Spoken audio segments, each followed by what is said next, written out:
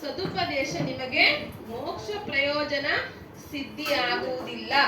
ಅಥವಾ ಸಹಜ ಧ್ಯಾನ ರಹು ಅಂದ್ರೆ ಇತ್ಯಾದಿ ಉಪದೇಶಾನುಸಾರ ಮನುಷ್ಯನು ಯಾವಾಗ ಬಾಹ್ಯ ವೃತ್ತಿಯನ್ನು ವಿರೋಧ ಮಾಡಿ ಮನಸ್ಸನ್ನು ಸ್ಥಿರ ಮಾಡಿಕೊಳ್ಳುತ್ತಾನೋ ಆಗ ಅವನಿಗೆ ಮಹಾನ್ ಸುಖದ ಲಾಭವಾಗುತ್ತದೆ.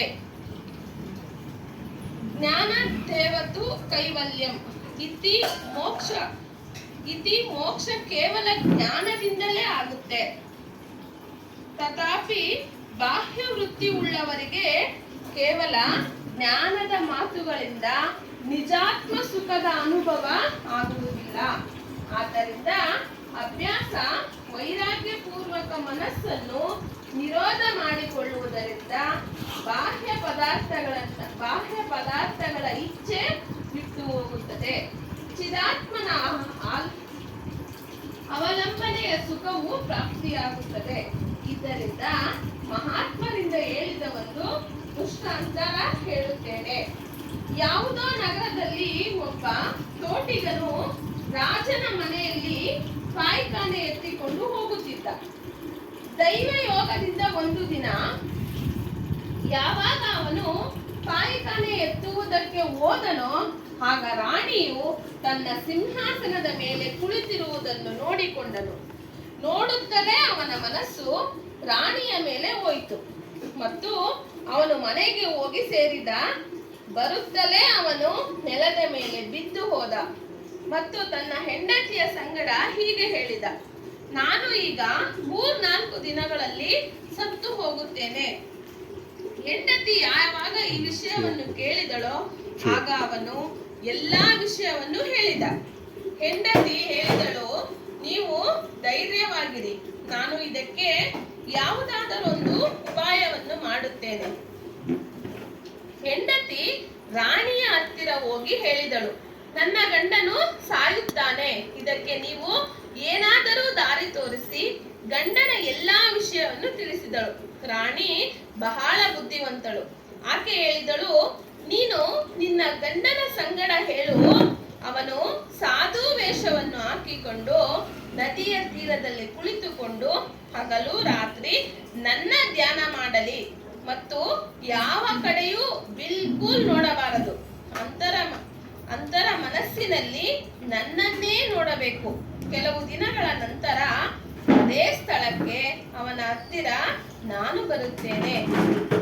ತೋಟಿಗಾರನವಳು ಗಂಡನ ಸಂಗಡ ರಾಣಿಯನ್ನು ಸೇರುವ ಉಪಾಯವನ್ನು ಹೇಳಿದಳು. ಅವನು ಸಾಧು ವೇಷವನ್ನು ಧರಿಸಿಕೊಂಡು ರಾಣಿಯನ್ನು ಧ್ಯಾನ ಮಾಡುವವನಾದನು. ಯಾರಾದರೂ ಅವನ ಹತ್ತಿರ ಬಂದರೂ ಮತ್ತು ಅಲ್ಲಿರುವ ಪದಾರ್ಥಗಳನ್ನು ಯಾರಾದರೂ ಎತ್ತಿಕೊಂಡು ಹೋದರೂ ಕೂಡ ಯಾರ ಕಡೆಗೂ ನೋಡುತ್ತಿರಲಿಲ್ಲ. ಕೆಲವೇ ದಿನಗಳಲ್ಲಿ ನಗರದಲ್ಲಿ ದೊಡ್ಡ ಚರ್ಚೆ ಉಂಟಾಯಿತು. ಒಬ್ಬ ಮಹಾತ್ಮರು ಇಂಥ ಯೋಗಿ ರಾಜರು ಬಂದಿದ್ದಾರೆ. ಅವರು ಹಗಲು ರಾತ್ರಿ ತಮ್ಮ ಸಮಾಧಿಯಲ್ಲೇ ಸ್ಥಿರರಾಗಿರುತ್ತಾರೆ. ಆಗ ಸಾಧುವಿನ ಹತ್ತಿರ ಬಹಳ ಜನರು ಹೋಗುವವರಾದರು. ರಾಜನಿಗೂ ಕೂಡ ಈ ವಿಷಯ ಹೋಯಿತು. ರಾಜನೂ ಕೂಡ ಒಂದು ದಿನ ಸಾಧುವಿನ ದರ್ಶನಕ್ಕಾಗಿ ಹೋದನು. ಪರಂತು ಆತನು ರಾಜನ ಕಡೆಗೂ ಕೂಡ ಕಣ್ಣು ಬಿಟ್ಟು ನೋಡಲಿಲ್ಲ. ಅವನ ವೃತ್ತಿ ರಾಣಿಯಲ್ಲಿ ಸೇರಿತ್ತು. ಯಾವ ಹೊರಗಿನ ಪ್ರಪಂಚದ ವಿಷಯವೂ ಕೂಡ ಅವನಲ್ಲಿ ಇರಲಿಲ್ಲ ಮತ್ತು ವೃತ್ತಿ ಏಕಾಕಾರವಾದ್ದರಿಂದ ವೃತ್ತಿಯಲ್ಲಿ ಬಹಳ ಶಾಂತಿ ಉಂಟಾಯಿತು. ಆ ಶಾಂತಿಯ ಸುಖದ ಮುಂದೆ ವಿಷಯ ಸುಖವೆಲ್ಲವೂ ಅತಿ ಸಪ್ಪೆ ಮತ್ತು ರಸಹೀನವಾಗಿ ತಿಳಿಯುತ್ತದೆ. ರಾಣಿಯು ರಾಜನನ್ನು ಕೇಳಿದಳು, ನಿಮ್ಮ ಆಜ್ಞೆಯಾದರೆ ನಾನು ಕೂಡ ಆ ಮಹಾತ್ಮನ ದರ್ಶನವನ್ನು ಮಾಡಿಕೊಂಡು ಬರುತ್ತೇನೆ. ರಾಜನು ಹೋಗು ಎಂದು ಹೇಳಿದನು. ರಾಣಿ ಅಲ್ಲಿಗೆ ಹೋದಳು. ರಾಣಿಯ ಕಾವಲುಗಾರರು ನಿಂತುಕೊಂಡರು. ರಾಣಿಯು ಸಮೀಪ ಬಂದು ಆಕೆ ಅವನಿಗೆ ಹೇಳಿದಳು, ಸ್ವಲ್ಪ ಕಣ್ಣು ಬಿಟ್ಟು ನೋಡು, ನಾನು ಅದೇ ರಾಣಿಯಾಗಿದ್ದೇನೆ. ನೀನು ಯಾರನ್ನು ಸೇರುವುದಕ್ಕೆ ಇಷ್ಟು ಆಡಂಬರ ಮಾಡಿಕೊಂಡಿರುವೆಯೋ ಆ ರಾಣಿಯೇ ಬಂದಿದ್ದೇನೆ. ಅವನು ಹೇಳಿದನು, ನನಗೆ ಈಗ ಸಿಕ್ಕಿರುವ ರಾಣಿಯ ಮುಂದೆ ನಿನ್ನಂತಹ ಕೋಟ್ಯಾದಿ ರಾಣಿಯರು ಕೈ ಜೋಡಿಸಿ ನಿಂತರೂ ಕೂಡ ನನಗೆ ಬೇಡ. ಹೀಗೆ ನೀನು ಹೊರಟು ಹೋಗು. ನಾನು ಮಹಾನ್ ರಾಣಿಯ ಸಂಗಡ ಹೋಗಿ ಸೇರಿ ಬಿಟ್ಟಿದ್ದೇನೆ, ತೆಗೆದುಕೊಂಡು ಹೋಗು. ನೋಡಲಿಲ್ಲ. ರಾಣಿ ಹಿಂತಿರುಗಿ ತನ್ನ ಮನೆಗೆ ಹೊರಟು ಹೋದಳು. ಎಷ್ಟು ದೊಡ್ಡ ಸುಖ ಇದೆಯೋ ಅವೆಲ್ಲವೂ ಮನಸ್ಸಿನ ನಿರೋಧದಲ್ಲೇ ಇರುತ್ತದೆ. ಇದು ಇವತ್ತಿನ ಚಿಂತನೆ. ಈ ಚಿಂತನೆ ಇಲ್ಲಿ ಮುಗಿಸ್ತಾ ಇದ್ದೀನಿ. ಸದ್ಗುರು ದೇವಾಯ ನಮಃ.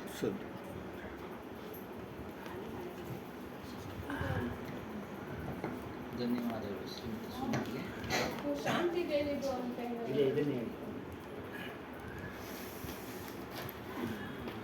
ಸರ್ ಒಂಚೂರು ಮೇಡಮ್ ಅವರು ಭಾಳ ಬುದ್ಧಿಮಾಂತರು, ಇವರು ಚೆನ್ನಾಗಿ ಜ್ಞಾನ ಇದೆ. ಈ ಕತೆ ಓದೋದು ಬಂದು ಅವರೇ ಬೇಕಾದ್ರೆ ಹಂಗೆ ಹೇಳ್ಬೋದಾಯ್ತಲ್ವ. ನೀವು ಹೇಳ್ದಂಗೆ ಹೇಳಿದ್ರೆ ಅದು ಅವ್ರಿಗೆ ಅಭ್ಯಾಸ ಆಗಿ ಇನ್ನೊಂದು ಸ್ವಲ್ಪ ಮೊದಲೇ ಹೇಳ್ಕೊಬೇಕು, ಮೊದಲೇ ಓದ್ಕೊಳ್ಬೇಕು. ಅವ್ರಿಗೆ ಗೊತ್ತು, ಮೇಡಮ್ ಅವ್ರಿಗೆ ಗೊತ್ತು. ಹಂಗೆ ಓದ್ದಂಗೆ ಹಂಗೆ ಹೇಳಿದ್ರು ಚೆನ್ನಾಗಿತ್ತು. ಹೆಂಗೆ ಗೊತ್ತಾ, ಒಂದೊಂದು ಪಾಯಿಂಟ್ ನೋಡ್ತಾನೆ, ಅದಕ್ಕೆ ನಾವು ಸೇರಿಸ್ಕೊಂಡು ಹೇಳೋದೆ ಅದು ಚೆನ್ನಾಗಿರುತ್ತೆ. ಇವಾಗ ಯಾರನ್ನ ಕ್ವಶನ್ ಮಾಡಿದ್ರು, ಹಾಸ್ಯ ಮಾಡ್ತಾರಲ್ಲ ಸುಧಾ ಚಕ್ರವರ್ತಿ, ಸುಧಾ ಬರ್ಗೂರ್, ನೀವು ಹಾಸ್ಯ ಹೆಂಗ್ ಜೋಡಿಸ್ಕೊತೀರಾ ಅಂತಂದ್ರೆ ಮಾತುಗಳಲ್ಲೇ ಹಾಸ್ಯ ಇದೆ. ಅದು ಮಾತಾಡೋ ಒಂದು ಚಾಣಕ್ಷತನ ನೀವು ಸ್ವಲ್ಪ ಕಲಿಬೇಕು, ಅಭ್ಯಾಸ ಮಾಡಬೇಕು. ಹಂಗೆ ನೀವು ಕೊಡ್ಬೇಕು ಅವ್ರಿಗೆ, ನೀವು ಮಾರ್ಗದರ್ಶನ ಕೊಡ್ಬೇಕು ಅಷ್ಟೇ. ಇವಾಗ ಹೇಳಿದೀವಲ್ಲ, ಅದಕ್ಕೆ ಅವ್ರಿಗೆ ಕೊಟ್ಟಿರೋದು.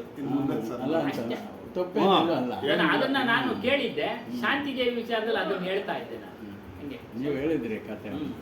ಹಾಗಾಗಿ ಮಾತಿನಲ್ಲೇನೆ ನಾವೇ ಜೋಡಿಸ್ಕೊಬೇಕು. ಹಾಸ್ಯ ಅವ್ರಿಗೂ ಎಲ್ಲಿನೋ ಬರಲ್ಲ, ಮಾತಾಡ್ತಾನೆ ಒಂದೊಂದು ಜೋಕ್ ಕೊಡೋದು ಅಷ್ಟೇ. ಹಂಗೆ ಅಷ್ಟೇ. ಅದೇ ಸರ್, ಇನ್ನೇನು ಬೇರೆ ಹೆಚ್ಚುಗಾರಿಕೆ ಇಲ್ಲ. ಎಲ್ಲ ವಿದ್ಯೆನೂ ಅಷ್ಟೇ. ಮಾಡ್ತಾ ಸುಲಭನಾಗಿ ಕರಗತ ಆಗ್ಬಿಡುತ್ತೆ.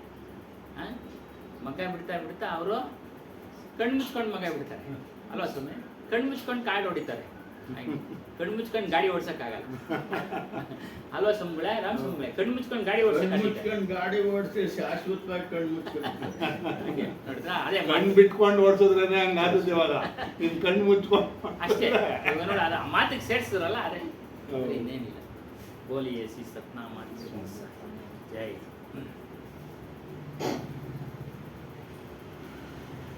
ಪೂಜ್ಯರು ಪ್ರಾತಸ್ಮರಣೀಯ ಸದ್ಗುರುಗಳಾದಂಥ ಸದ್ಗುರು ಶ್ರೀ ಹನುಮಾನ್ ಸಾಹೇಬರ ದಿವ್ಯ ಚರಣಗಳಿಗೆ ಹೊಂದಿಸುತ್ತಾ,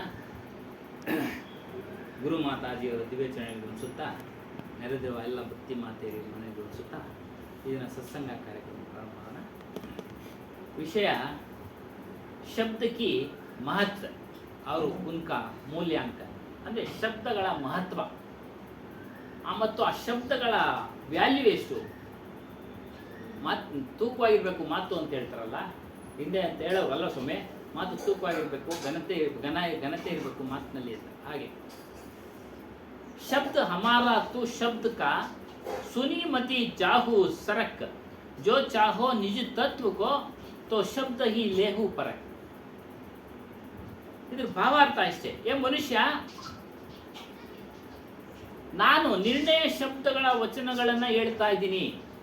ಕಬೀರ್ ಸಾಹೇಬ್, ನಾನು ನಿರ್ಣಯ ಮಾಡಿ ಇದು ಸರಿ ಇದು ತಪ್ಪು ಅನ್ನೋದು, ಅದ್ರಲ್ಲಿ ತಪ್ಪನ್ನು ತೆಗೆದಾಕ್ಬಿಟ್ಟು ಸರಿಯಾಗಿರ್ತಕ್ಕಂಥ ವಚನಗಳನ್ನು ನಾನು ಹೇಳ್ತಾ ಇದ್ದೀನಿ.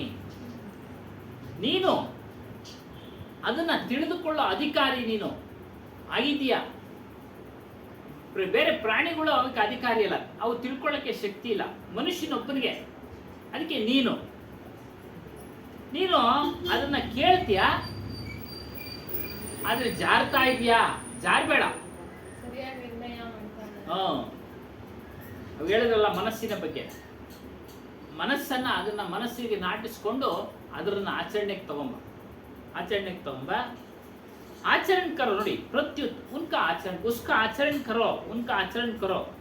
तुम यदि अपने मूल स्वरूप बोध चाहते हो, ಮೂಲ ಸ್ವರೂಪ ನಿನಗೆ ಅದರ ತಿಳುವಳಿಕೆ ಬೇಕಾದ್ರೆ ಸಾರ ಅಸಾರ ಶಬ್ದೋಂಕ ಪರಕ್ ಕರೋ. ಪರಕ್ ಅಂದ್ರೆ ಪರೀಕ್ಷೆ. ಸಾರ ಯಾವುದು, ಅಸಾರ ಯಾವುದು, ಅದ ಶಬ್ದಗಳನ್ನ ಪರಕ್ ಮಾಡಿ ಅದು ವಿವರಣೆ ಕೊಡ್ತಾರೆ. ಸದ್ಗುರು ಕಬೀರ್ ಸಾಹೇಬ್ರ ವಾಣಿ ಉಪದೇಶ ಇವೆಲ್ಲ ಹೇಗೆ ಅಂತಂದ್ರೆ, ಅವರ ಶಬ್ದಗಳ ಉಪದೇಶ ದೇಶ, ಜಾತಿ, ಸಂಪ್ರದಾಯ ಇವುಗಳಿಗೆಲ್ಲ ಮೀರಿದ್ದದು ಅತಿ ಎತ್ತರವಾದ ಶಬ್ದಗಳು, ಅತೀತವಾದ ಶಬ್ದಗಳು ಮತ್ತು ಸಾರ್ವಭೌಮಿಕ, ಸರ್ವೋಚ್ಚ ಅದು ಆ ಶಬ್ದಗಳು. ಮನುಷ್ಯನು ಅದನ್ನ ಸ್ವತಂತ್ರವಾಗಿ ತೆಗೆದುಕೊಳ್ಳಕ್ಕೂ ಶಕ್ಯನಾಗಿದ್ದಾನೆ, ಶಕ್ತಿವಂತನಾಗಿದ್ದಾನೆ. ಅದನ್ನು ತೆಗೆದುಕೊಳ್ಳದೆ ಇರೋದು ಕೂಡ ಅದು ಅವನವನ ಇಷ್ಟ. ಇಲ್ಲಿ ಯಾರು ಬಲವಂತನೂ ಇಲ್ಲ. ಶಬ್ದಗಳನ್ನು ನಾವು ಬಲವಂತ ಮಾಡೋಂಗಿಲ್ಲ. ಈ ಶಬ್ದಗಳನ್ನು ಉಪಯೋಗಿಸು, ಈ ಶಬ್ದಗಳನ್ನೇ ಉಪಯೋಗಿಸು, ನೀವು ಸ್ವತಂತ್ರರು. ಕಳೆದ ವಾರ ಅದು ಹೇಳಿದೆ, ನಿಮ್ಮ ಮಾನವ ಸ್ವತಂತ್ರ. ಯಾವುದೇ ಒಂದು ಜೀವನ ನನ್ನ ಇಷ್ಟ ಕಣೆ ಅಂತೀವಿ. ಏನಾದರೂ ತಿಳುವಳಿಕೆ ಹೇಳ್ತಾ ಇದ್ರೆ, ತಂದೆ ತಾಯಿಗಳು ಹೇಳ್ತಾ ಇದ್ರೆ, ಸ್ನೇಹಿತರು ಹೇಳ್ತಾ ಇದ್ರೆ, ನನ್ನ ಇಷ್ಟ ಕಣ, ನಿನಗೆ ಯಾಕೆ ಅಂದ್ಬಿಡ್ತೀವಿ, ರೇಗ್ ಬಿಡ್ತೀವಿ ಅಲ್ವ ಸ್ವಾಮಿ? ಸ್ವತಂತ್ರ. ಹಾಗಾಗಿ ಯಥಾರ್ಥ ಈ ಶಬ್ದಗಳು. ಯಥಾರ್ಥ ಅಂದರೆ ಇದ್ದದ್ದು ಇದ್ದಾಗೆ, ಬದಲಾವಣೆ ಇಲ್ಲ ಶಬ್ದಗಳಲ್ಲಿ. ಏನೇನೋ ಸೇರ್ಸೋದಲ್ಲ ಶಬ್ದಗಳಲ್ಲಿ, ಇರೋದು ಇದ್ದಾಗೆ. ಸ್ವರೂಪದ ಸ್ಥಿತಿ, ಸ್ವರೂಪ ಹೇಗಿದೆ ಹಾಗೆ ಅದರ ವಿವರಣೆ ಕೊಡ್ತಾ ಇದ್ದೀನಿ. ಇದನ್ನ ತಿಳಿಯೋಕ್ಕೆ ಮಾನವ ಮಾತ್ರ ಹಕ್ಕುದಾರ, ಅಧಿಕಾರಿ. ಬೇರೆ ಯಾವುದೇ ಪಶು ಪಕ್ಷಿಗಳಿಗೆ ಸಾಧ್ಯ ಇಲ್ಲ. ಮಾನವನಿಗೆ ಮಾತ್ರ ಸಾಧ್ಯ ಇದನ್ನು ತಿಳ್ಕೊಳ್ಳೋಕ್ಕೆ. ಅಧಿಕಾರಿ ಅಂದರೆ ಅದಕ್ಕೆ ಹೇಳೋದು, ಅದು ಮಾತ್ರ ಅಧಿಕಾರ ಇದೆ. ಬೇರೆ ಯಾವುದೇ ಪಶು ಪಕ್ಷಿಗಳು ಕೇಳೋದು ಇಲ್ಲ. ಮನುಷ್ಯ ತಿಳ್ಕೊಳ್ಳೋದಕ್ಕೆ ಅಧಿಕಾರಿ ಅಂತ ಎಲ್ಲೂ ಹೇಳಲ್ಲ ನಾವು. ಬೇರೆ ಬೇರೆ ಅಧಿಕಾರಗಳು. ಮತ್ತೆ ಈ ಕರ್ಮಕಾಂಡ ಹೇಳ್ತಾ ಇಲ್ಲ ಸದ್ಗುರು ಕಬೀರ್ ಸಾರು. ಕರ್ಮಕಾಂಡ ಅಂದ್ರೆ ಅಪೇಕ್ಷೆ ಪಟ್ಟು ಪೂಜೆ ಪುನಸ್ಕಾರಗಳನ್ನ ಮಾಡತಕ್ಕಂಥದ್ದು. ಗುರುಪೂಜೆನೂ ಸಹ ಅಷ್ಟೇ. ಅಪೇಕ್ಷೆ ಪಟ್ಟು ಗುರುಪೂಜೆಗಳನ್ನ ಮಾಡ್ತಾರೆ, ಅವೆಲ್ಲ ಕರ್ಮಕಾಂಡ. 31ಕ್ಕೆ ಚಲವ ಆರತಿ ಅಂತ ಮಾಡಿಸ್ತಾ ಇದ್ದಾರೆ. ಯಾರೋ ಒಬ್ರು ತೀರೋದ್ರು ಗುರುಭಕ್ತರು, ದೊಪ್ಪ ಉದ್ದಕ್ಕೆ ಬರೋರು, ಅವ್ರು ಚೆನ್ನಾಗಿದ್ದಾರೆ, ಅನುಕೂಲವಾಗಿದ್ದಾರೆ. ರೆಡ್ಡೀಸು ಅವ್ರು ಎಷ್ಟು ಸಮರ್ಪಣೆ ಮಾಡ್ಕೊಂಡಿದ್ರು ಅಂದ್ರೆ ಹೇಳಕ್ಕೆ ಅಸಾಧ್ಯ ಸರ್. ಬಹಳಷ್ಟು ಶ್ರೀಮಂತರವರು. ಗುರು ಅಂದ ತಕ್ಷಣ ಎಷ್ಟು ಅವರು ಸಮರ್ಪಣೆ. ಅವ್ರಿಗೆ ಹಿರಿಯರು ಹೇಳಿದ್ರು. ಅವರು ಆರ್ಟಿನವರಾಗಿದ್ರು. ಅವರು ಅಷ್ಟೇ ಆ ಒಂದು ಆಶ್ರಮಕ್ಕೆ ಸಮರ್ಪಣೆ ಮಾಡ್ಕೊಂಡಿದ್ರು, ಗುರುಗೆ ಸಮರ್ಪಣೆ ಮಾಡ್ಕೊಂಡಿದ್ರು. ಅವರು ತೀರೋದ್ರು. ಅವರ ಹೆಸರಿನಲ್ಲಿ ಒಂದು ಚಲವಾರ್ತಿ, ಅದು ಸಂಸ್ಕಾರಗಳು, ಏನು ಕಾರ್ಯಕ್ರಮಗಳು, ತಿಥಿ ವಗೈರೆ ಅಂತ ಮಾಡ್ತೀವಲ್ಲ ಆ ಥರ. ಆ ತರ ಆರತಿಗಳು ಕರ್ಮಕಾಂಡ ಅಲ್ಲ, ಅದೊಂದು ಸಂಸ್ಕಾರ ಕ್ರಿಯೆ. ಮನುಷ್ಯನಿಗೆ ಹುಟ್ಟಿದಾಗಿಂದ ಸಾಯೋವರೆಗೂ ಸಂಸ್ಕಾರಗಳು ಇದ್ದಾವೆ.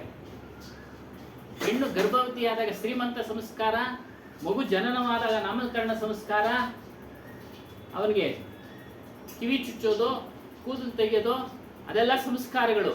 ಅವೆಲ್ಲ ವೈಜ್ಞಾನಿಕ ಇದ್ದಾವೆ. ಅವಕ್ಕೆಲ್ಲ ವೈಜ್ಞಾನಿಕ ಉದಾಹರಣೆಗಳು ಹೇಳ್ತಾರೆ.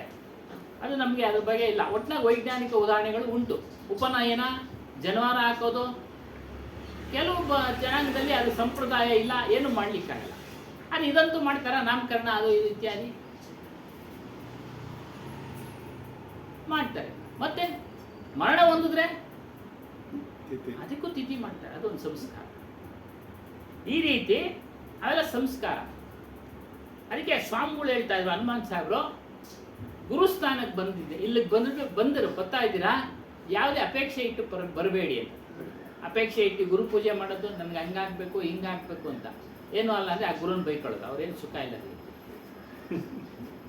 ಪೂಜೆ ಮಾಡ್ಕೊಂಡೆ ಏನು ಸುಖ ಇಲ್ಲ ಅಲ್ಲೇನಮ್ಮ. ಅದಕ್ಕೆ ಅಪೇಕ್ಷೆಗಳಿದ್ದವರು ಟಿವಿ ಸ್ವಾಮಿಗಳ ಎಷ್ಟು ಬೇಕಾದ್ರೂ ಒಳ್ಳೇದಾಗ್ಲಿ, ಹಂಗ್ ಮಾಡ್ತೀನಿ ಹಿಂಗ್ ಮಾಡ್ತೀನಿ ಅಂತ ಎಷ್ಟು ಬೇಕಾದ್ರೂ ಸುಳ್ಳು ಹೇಳ್ತಾರೆ. ಸುಳ್ಳು.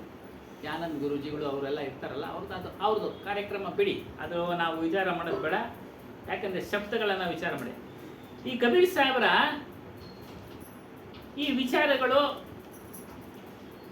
ಒಂದು ಸಮುದಾಯಕ್ಕಲ್ಲ, ಎಲ್ಲರಿಗೂ ಅನ್ವಯಿತಕ್ಕದ್ದು. ಮತ್ತು ಅವರ ಸ್ಫೂರ್ತಿ ವಾಣಿಗಳು ಮತ್ತು ಆ ವಾಣಿಗಳ ಮೂಲಕ ಏನೇನು ನಾವು ಶಿಕ್ಷಣ ಪಡಿತೀವೋ, ಅದನ್ನು ಅನುಷ್ಠಾನಗೊಳಿಸ್ಕೊಳ್ತೀವೋ, ಅದು ಮನುಷ್ಯನಿಗೆ ದಿವ್ಯ ಔಷಧಿಯಾಗಿ ಕೆಲಸ ಮಾಡುತ್ತೆ. ಮಹಾ ಔಷಧಿಯಾಗಿ ಕೆಲಸ ಮಾಡುತ್ತೆ. ಈ ಒಂದು ನೋಡ್ತಾ ಇದ್ದೆ ಮೊಬೈಲ್ನಲ್ಲಿ, ಶಂಕರಾಚಾರ್ಯರು ಹಾಕಿದ್ರು, ಮನುಷ್ಯ ಹಣ ಕಳ್ಕೊಂಡಾಗ ತಿಂಗಳಾನ್ಗಟ್ಲೆ ದಿನಗಳಗಟ್ಲೆ ದುಃಖ ಪಡ್ತಾನೆ. ಅವ್ರು ಹೇಳಿದ್ರು ಬಹಳ ಸರಳವಾಗಿದ್ರು, 2 ರೂಪಾಯಿ ಕಳ್ಕೊಂಡಿರೋ ಮನುಷ್ಯ 3 ದಿನ ದುಃಖ ಪಡ್ತಾನೆ ಅಂತ. 2 ರೂಪಾಯಿ ಕಳ್ಕೊಂಡಿರೋ ಮನುಷ್ಯ 3 ದಿನ ದುಃಖ ಪಡ್ತಾನೆ. ಆದ್ರೆ ಆತ್ಮಜ್ಞಾನ ತಿಳಿದೇ ಇಲ್ದವನು ಜನ್ಮ ಜನ್ಮಗಳಲ್ಲೂ ಸಹ ದುಃಖ ಪಡ್ತಾನೆ. ಇದೊಂದೇ ಜನ್ಮದಲ್ಲ, ಪ್ರತಿ ಜನ್ಮದಲ್ಲೂ ದುಃಖ ಪಡ್ತಾನೆ. ಪಶುಗಳ ಜನ್ಮದಲ್ಲಿ ದುಃಖ ಪಡ್ತಾನೆ, ಮಾನವ ಜನ್ಮದಲ್ಲಿ ದುಃಖ ಪಡ್ತಾನೆ. ಅದರಿಂದನೇ ಈ ಜನ್ಮದಲ್ಲಿ ನಮಗೆ ಮಾನವ ಜನ್ಮ ಬಂದಿದೆ, ಶ್ರೇಷ್ಠವಾದ ಮಾನವ ಜನ್ಮ. ಇದರಲ್ಲಿ ಮನಸ್ಸಿದೆ, ಬುದ್ಧಿ ಇದೆ. ಇವುಗಳ ಮೂಲಕ ವಿಚಾರ ಮಾಡ್ತಾ ನಾವು ಆತ್ಮಜ್ಞಾನವನ್ನು ತಿಳಿಬೇಕು. ಆತ್ಮ ಅಂದರೆ ನಮ್ಮ ಸ್ವರೂಪ, ಬೇರೆ ಏನಲ್ಲ. ಅದನ್ನೇ ಅವ್ರು ಹೇಳಿದ್ದು. ಇದನ್ನು ಅದೇ ಹೇಳ್ತಾರೆ. ಈ ವಾಣಿಗಳು ಎಲ್ಲವೂ ಸಹ ಏನು ಆತ್ಮಜ್ಞಾನದ ವಿಚಾರಗಳು, ಏನೇನು ಶಬ್ದಗಳು ಬರ್ತಾವೋ ಮನುಷ್ಯನಿಗೆ ದಿವ್ಯ ಔಷಧಿ, ದಿವ್ಯ ಔಷಧಿ. ಭವರೋಗವನ್ನು ನಿವಾರಣೆ ಮಾಡತಕ್ಕಂಥ ಔಷಧಿ. ಭವ ಅಂದರೆ ಸಂಸಾರ ಸಾಗರ ಎಂಬ ಈ ಭವರೋಗ ಕಾಯಿಲೆ, ಅನೇಕ ಕೋಟ್ಯಾವಧಿ ವರ್ಷಗಳಿಂದ ನಾವು ಹುಟ್ಟುತ್ತಾ ಇದೀವಿ, ಸಾಯ್ತಾ ಇದೀವಿ ನೋಡಿ. ಅದನ್ನು ನಿವಾರಣೆ ಮಾಡತಕ್ಕಂಥ ಮಹಾ ಔಷಧಿ, ದಿವ್ಯ ಔಷಧಿ ಆಗಿದೆ ಅಂತ ಹೇಳ್ತಾರೆ. ಶಬ್ದ ಹಮಾರಾ ತು ಶಬ್ದ ಕಾ ವಾಕ್ಯಾಂಶ, ನನ್ನ ಶಬ್ದ ಇದೆಯಲ್ಲ ಅದು ನೀನು ಅಧಿಕಾರಿ.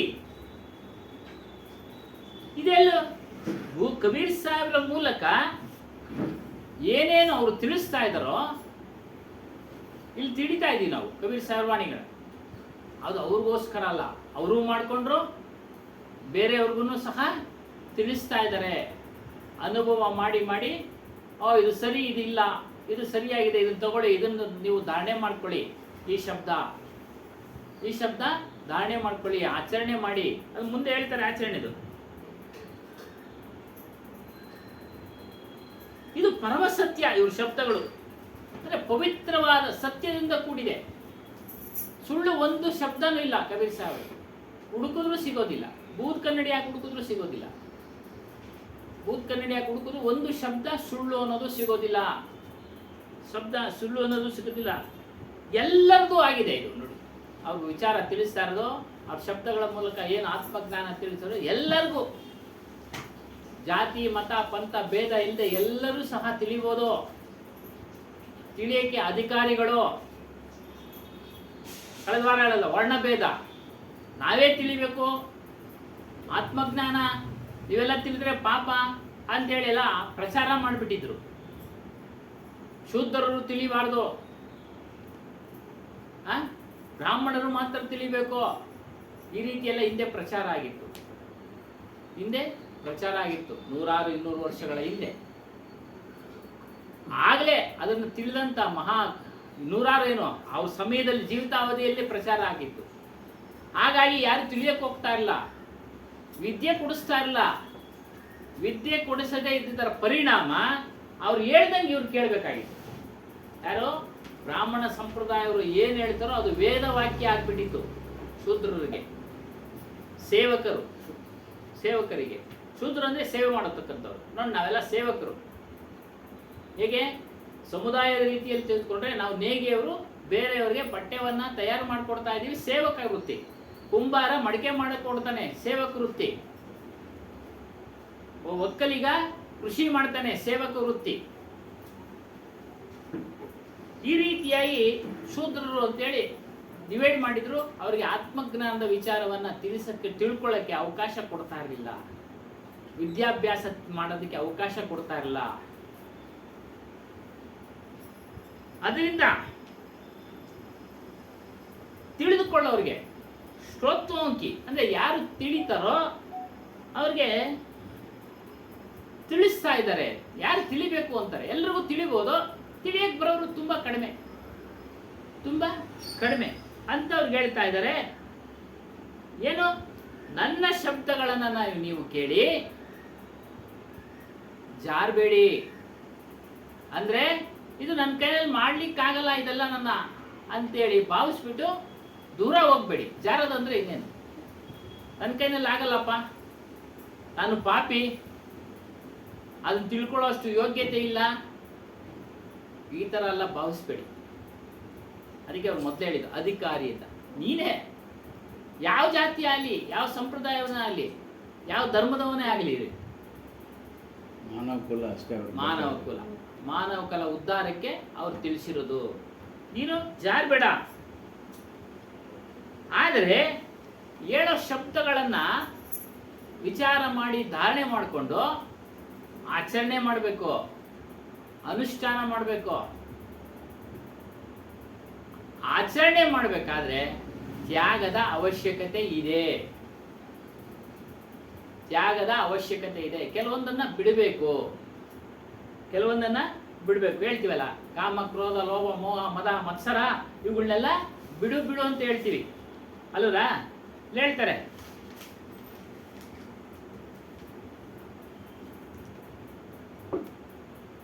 ನಮ್ಗೆ ರಾಗದ್ವೇಷಗಳ ಅಭಿಮಾನ ಎಲ್ಲ ಇದೆ, ಅದು ಅಗ್ನಿ ಜ್ವಾಲೆಯಂತೆ ಉರಿತಾ ಇದೆ ನಮ್ಮಲ್ಲಿ. ಅಗ್ನಿ ಜ್ವಾಲೆಯಂತೆ ನಮ್ಮ ಮನಸ್ಸಿನಲ್ಲಿ ಉರಿತಾ ಇದೆ. ಇದ್ರ ಜೊತೆಗೆ ಕಾಮ, ಕ್ರೋಧ, ಲೋಭ, ಮೋಹ, ಮದ, ಮತ್ಸರ ಎಂಬ ಅರಿಷಡ್ ವರ್ಗಗಳು ಇವು ಸಹ ಸೇರ್ಕೊಂಡಿದ್ದಾವೆ. ಯಾವಾಗ ಇವೆಲ್ಲ ಸೇರ್ಕೊಂಡಿರ್ತವೋ ಆತ್ಮಪತನ ಅಂದ್ರೆ ನೀನು ನಾಶ ಆಗ್ತೀಯ, ನಿನ್ನನ್ನು ನೀನೇ ನಾಶ ಮಾಡ್ಕೊಳ್ತೀಯ ಆಗುತ್ತದೆ. ಈ ಜ್ವಾಲೆ ಆರಿಸ್ಬೇಕಾದ್ರೆ ನೀನು ಜ್ಞಾನಿ ಆಗ್ಬೇಕಪ್ಪ. ನೀನು ಜ್ಞಾನಿ ಆಗ್ಬೇಕು. ಜ್ಞಾನಿ ಆಗ್ಬೇಕಂದ್ರೆ ನಿನ್ನನ್ನ ನೀನು ತಿಳಿಬೇಕು. ನಿನ್ನನ್ನ ನೀನು ತಿಳಿಯೋದಕ್ಕೆ ನಿಯಮಗಳುಂಟು. ಮನಸ್ಸಿನ ಏಕಾಗ್ರತೆ, ಇಂದ್ರಿಯಗಳ ನಿಗ್ರಹ, ಮನಸ್ಸಿನ ನಿಗ್ರಹ, ಇವೆಲ್ಲವೂ ಅವಶ್ಯಕತೆ ಇದೆ. ಹೇಳಿದ್ರು ಒಂದೇ ಮಾತು ಹೇಳ್ಬಿಡ್ತಾರೆ, ಆತ್ಮಾನುಸಂಧಾನಕ್ಕೆ ಸಿದ್ಧವಾಗಿರುವ ಯೋಗಿ ಪ್ರಪಂಚದ ಐಶ್ವರ್ಯ ಕಸಕ್ಕೆ ಸಮಾನ ಅಂತ ತಿಳಿತಾನೆ. ಪ್ರಪಂಚದ ಐಶ್ವರ್ಯ ಕಸಕ್ಕೆ ಸಮಾನ ಅಂತ ತಿಳಿತಾನ ಅವನು. ಇದು ಒಂದೇ ಮಾತಿನಲ್ಲಿ ಹೇಳಿದೆ. ನಾವೆಲ್ಲ ಬಿಡುಗಡೆ ಮಾಡಿ ಅದೆಲ್ಲ ವಿವರಣೆ ಕೊಡ್ತೀವಿ. ಒಂದೇ ಮಾತು, ಆತ್ಮಾನುಸಂಧಾನ. ನನಗೆ ಆತ್ಮಾನುಸಂಧಾನ ಆಗ್ಬೇಕಪ್ಪ ಅಂದ್ರೆ ಅದನ್ನ ಭಕ್ತಿ ನಾನು ಮಾಡುವಂತನಾಗಬೇಕು, ಅದನ್ನು ತಿಳಿಬೇಕು, ಮುಕ್ತನಾಗಬೇಕು. ಯಾರು ಅಂದ್ಕೊಳ್ತಾರೋ, ಆ ಆಚರಣೆಯಲ್ಲಿ ತೊಡಗಿರ್ತಾರೋ, ಹೊರಗಿನ ಪ್ರಪಂಚದ ಐಶ್ವರ್ಯ ಅವನಿಗೆ ಕಸಕ್ಕೆ ಸಮಾನವಾಗಿರ್ತಿದೆ. ಇದನ್ನ ಹೇಳ್ತಾ ಇರೋದು. ತ್ಯಾಗ ಮಾಡ್ಬೇಕಪ್ಪ.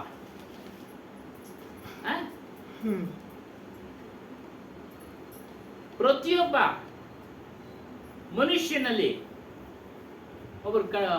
ಮನುಷ್ಯರಲ್ಲಿ ಕಡಿಮೆ, ಕೆಲವರಲ್ಲಿ ಜಾಸ್ತಿ ವಿಷಯಾಸಕ್ತಿಗಳು ಇರ್ತವೆ. ಅಂದ್ರೆ ಶಬ್ದ, ಸ್ಪರ್ಶ, ರೂಪ, ರಸಗಂಧ ಇವುಗಳನ್ನ ಭೋಗಿಸ್ಬೇಕು. ಕೆಲವರು ಜಾಸ್ತಿ, ಕೆಲವರಲ್ಲಿ ಕಡಿಮೆ. ಒಬ್ಬನಿಗೆ ಹಣದ ಮೇಲೆ ಆಸೆ ಇರೋದಿಲ್ಲ, ಇನ್ನೊಂದ್ರ ಮೇಲೆ ಆಸೆ ಇರ್ತಿದೆ. ಇನ್ನೊಬ್ಬನಿಗೆ ಇನ್ನೊಂದ್ರ ಮೇಲೆ ಆಸೆ. ಅದು ಹೀಗೆ ಅಂತ ಹೇಳಲಿಕ್ಕೆ ಸಾಧ್ಯ ಇಲ್ಲ. ಹಾಗೆ ಅಂತ ಹೇಳಲಿಕ್ಕೆ ಸಾಧ್ಯ ಇಲ್ಲ. ವಿಷಯಾಸಕ್ತಿ ತ್ಯಾಗ ಮಾಡಬೇಕಾಗಿರೋದು ಸಾಧಕನ ಕರ್ತವ್ಯ. ನಾವೆಲ್ಲ ಸಾಧನೆ ಮಾಡ್ತಾ ಇದ್ದೀವಿ, ನಮ್ಮ ಸ್ವರೂಪದಲ್ಲಿ ನಿಲ್ಲಬೇಕು, ಮುಕ್ತಿ ಆಗಬೇಕು, ಬಿಡುಗಡೆ ಆಗಬೇಕು ಅಂತ. ನಮ್ಗೆ ಅವಶ್ಯಕ ವಿಷಯಾಸಕ್ತಿಗಳನ್ನ ತ್ಯಾಗ ಮಾಡೋದು. ವಿಷಯಾಸಕ್ತಿಗಳಂದ್ರೆ ಆಸೆ ಆಕಾಂಕ್ಷೆಗಳು ಅಂತಾನೆ ಸ್ವಲ್ಪ ಪರ್ಯಾಯ ಪದ. ಆಸೆ ಆಕಾಂಕ್ಷೆಗಳೇ ಯಾವ್ಯಾವ್ದ್ರ ಮೇಲೆ ವಿಷಯಗಳು? ಪಂಚ ವಿಷಯಗಳು: ಶಬ್ದ, ಸ್ಪರ್ಶ, ರೂಪ, ರಸ, ಗಂಧ. ಇವುಗಳ ಮೇಲೆ ಇರ್ತಕ್ಕಂಥ ಹೆಚ್ಚಿನ ಆಸಕ್ತಿ, ಅತಿ ಹೆಚ್ಚು. ಕೆಲವರು ನೋಡಿ, ಊಟ ಮಾಡಬೇಕು ಅನ್ನೋದೇ ಚಿಂತೆ ಅವ್ರಿಗೆ. ಊಟ ಚೆನ್ನಾಗಿ ಊಟ ಮಾಡ್ತಾರೆ. ನಾವು ಅನ್ಕೊಂತೀವಿ ವಯಸ್ಸು ಹುಡುಗ ಚೆನ್ನಾಗಿ ಊಟ ಮಾಡ್ತಾರೆ. ವಯಸ್ಸಾದ್ಮೇಲೆ ಅದನ್ನ ಬೆಳೆಸ್ಕೊಂಡ್ರೆ ಏನಾಗುತ್ತೆ? ಕಾಯಿಲೆ ಬರುತ್ತೆ, ಅದರಲ್ಲೇ ಮನಸ್ಸು ಹೊರಟೋಗ್ಬಿಡುತ್ತೆ. ಅದೇ ರೀತಿಯಾಗಿ ನೋಟಗಳನ್ನ ನೋಡೋದು, ಸಿನಿಮಾಗಳನ್ನ ನೋಡೋದು ಅತಿ ಹೆಚ್ಚಾಗಿ. ವಯಸ್ಸಾದ್ರೂ ಕೂಡ ಅದಕ್ಕೆ ಬ್ರೇಕ್ ಹಾಕಲ್ಲ. ಬ್ರೇಕ್ ಹಾಕ್ಬೇಕು. ಇಂಥ ವಿಚಾರಗಳ ಕಡೆ ಗಮನ ಕೊಡಬೇಕು. ಸಮಯ ನಮಗೆ ಬೇಸರ ಅಂತೇಳಿ ವಯಸ್ಸಾದ್ಮೇಲೆ ಹೋಗಿ ಸಿನಿಮಾದಲ್ಲಿ ಕುತ್ಕೊಳ್ಬಾರ್ದು, ಸಿನಿಮಾದಲ್ಲಿ ಕುಳಿತುಕೊಳ್ಬಾರ್ದು. ನಮ್ಗೇನು ಅದೃಷ್ಟ, ವಯಸ್ಸಾಗಿದ್ರು ನಾವು ಜೀವಂತವಾಗಿದ್ದೀವಿ ಅಂತ ತಿಳ್ಕೊಂಡು ಯಾವುದೋ ಒಂದು ಭಕ್ತಿ ಮಾಡಲಿ ಬಿಡಿ, ಅದಾದ್ರೂ ಮಾಡಲಿ ಅಲ್ವರ. ಇದು ಇಡಿಸಲ್ಲ, ಅದಾದ್ರೂ ಮಾಡ್ಬೇಕು ತಾನೆ. ಯಾಕೆ ಇಡಿಸಲ್ಲ ಅಂದ್ರೆ ಅವನು ಪ್ರಾರಬ್ಧದಲ್ಲಿ ಇಲ್ಲ. ಅಂದರೆ ಇನ್ನೂ ಸುಮ್ಮನೆ ವಿಷಯಾಸಕ್ತಿಯಲ್ಲಿ ಕರೆಕ್ಟ್ ತಾವು ಹೇಳ್ತಾರೆ ಅದು. ಸಮಾಜ ಇವತ್ತು ಸುಮ್ಮನೆ ಹಂಗೆ ಮೇಲ್ನೋಟಕ್ಕೆ ಕೇಳ್ತಾ ಹೇಳಿ, ನಾವು ರೆಸ್ಟ್ ಇವತ್ತು ರೆಸ್ಟ್ ಏನಿಲ್ಲ, ಥರ ಟೆಕ್ನಿಕ್ ಮಾಡಿ ಸ್ವಲ್ಪ ಹೆಚ್ಚು ಕಮ್ಮಿ ನಮ್ಗೆ ಯಾವಾಗೂ ಮೀಟಿಂಗು 4:15ಗೆ ಹಾಕೋರು ನಮ್ಮ ದೇವಾಂಗ ಸಂಘದ ಆಜೋದು ಅಂತ. ಅದೇನೋ ಟೆಕ್ನಿಕ್ ಮಾಡಿ ಏನೋ ಒಂದು ಸ್ವಲ್ಪ ಇದು ಮಾಡಿ ಬೆಳಗ್ಗೆ 11 ಗಂಟೆಗೆ ಹಾಕ್ಸಿದ್ವಿ. ಸ್ವಲ್ಪ ಈಗ 1-2 ಸಾತಿ ಆಗೋಯ್ತು. ಇವತ್ತು ಅಲ್ಲಿ 4:30 ಅರ್ಜೆಂಟ್ ರಾನೇ ರಾವಲ್ಲ ಅಂತ ಸುಬ್ರಹ್ಮಣ್ಯಪ್ಪ ಅವರು ಫೋನ್ ಮಾಡಿದ್ರು. ನಾನು ಇದಕ್ಕೇನೆ ಅಂದ್ಕೊಂಡು ನಾನು ಈ ಕಡೆ ಬಂದ್ಬಿಟ್ಟಿದ್ದೆ. ನಿಜವಾಗ್ಲೂ ಗೊತ್ತಿಲ್ಲ ಸುಮ್ಮನೆ. ಸುಬ್ರಹ್ಮಣ್ಯಪ್ಪವ್ರಿಗೆ ಹೇಳಾರೆ ಸದಾಸಿವನ್ ಕುಯ್ಯ ನಿಂದ ಅವ್ರು ಫೋನ್ ಮಾಡಾರ. ನಾನು ಫ್ಯಾಕ್ಟ್ರಿ ಓಡಿಸ್ತಾ ಇದ್ದೆ, 1 ಗಂಟೆಯಿಂದ 4:10ವರೆಗೂ ನಾನು ಕ್ಲೀನ್ ಮಾಡ್ತಾ ಇದ್ದೆ. ಅದೆಲ್ಲ ನಡೀತಾ ಇದ್ದೆ. ಬೇಗ 1-2 ನೀರು ಮಾಡ್ಕೊಂಡು ಬಂದೆ. ಸುಬ್ರಹ್ಮಣ್ಯ ಜಿಂಕೆ ಪಿಲ್ಸ್ತಾಂಡಲ್ಲ ಅಂತ ನಾನು ಆ ಕಡೆ ಗಮನನೇ ಹೋಗಲಿಲ್ಲ. ಅದೇನೋ ಗುರುದೈದ ಏನೋ ಗೊತ್ತಿಲ್ಲ. ನಿಮ್ಗೆ ಗಮನ ಇಲ್ಲ, ಆಸಕ್ತಿ ಅಂದಿದ್ದಕ್ಕೆ ಹೇಳ್ತಾ ಇದ್ದೀನಿ. ಪುಣ್ಯಕರ್ಮ ಅವ್ರು ಹೋದ್ರೆ ಜಾಸ್ತಾರ ನನ್ನ ನೀಕೇಮ ಅವಡು ಓಚಕ್ಕೆ 50 ಜನ ಅಲ್ಲ ಹೋಗ್ರು ಲೇಕುಂಡೆ ಅವ್ರು ನನ್ನನ್ನು ಜಾಡಿಸ್ತಾರೆ. ಅವು ಮೌನವಾಗಿದ್ಬಿಡಿ, ಏನು ಆಗಲ್ಲ. ಅಷ್ಟೇ ಅಷ್ಟೇ, ಯಾವಾಗಲೂ ಮಾಡ್ತಾರೆ. ತಪ್ಪಾಯ್ತು, ಆಯ್ತು ಆಯ್ತು, ಏನೋ ಮಿಸ್ ಆಗೋಯ್ತು ಅಂತ ಹೇಳ್ಬಿಡಿ ಅಷ್ಟೇ. ಅವರು ಅದಕ್ಕೆ 108 ಹೇಳ್ತಾರೆ ಇರ್ಲಿ. ಮೌನ ಅದಕ್ಕೆ ಮೊದಲೇ ಮೌನವಾಗಿದ್ದು ಬಿಡೋದು. ಹೇಳಿ ಅವರೇ ಸುಮ್ಮನೆ ಎಂತ ಚೆಪ್ತೇನೋ ಅಂತೆ ಅಂತೇಳಿ ಸುಮ್ಮನೆ ಆಗ್ಬಿಡ್ತಾರೆ ಅಷ್ಟೇ. ಹಾಗಾಗಿ ಇದು ತ್ಯಾಗ ಮಾರ್ಗ.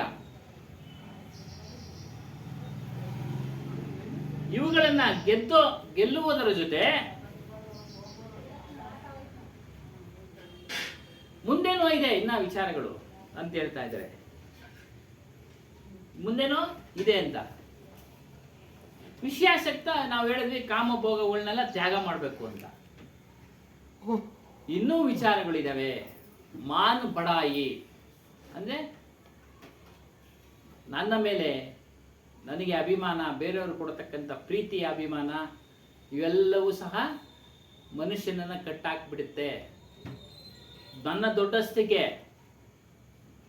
ಬಂಧನಕ್ಕೊಳಪಡಿಸುತ್ತೆ. ಹೇಗೆ? ನಾನೇನು ಅವನ ಹತ್ರಕ್ಕೆ ಹೋಗೋದು?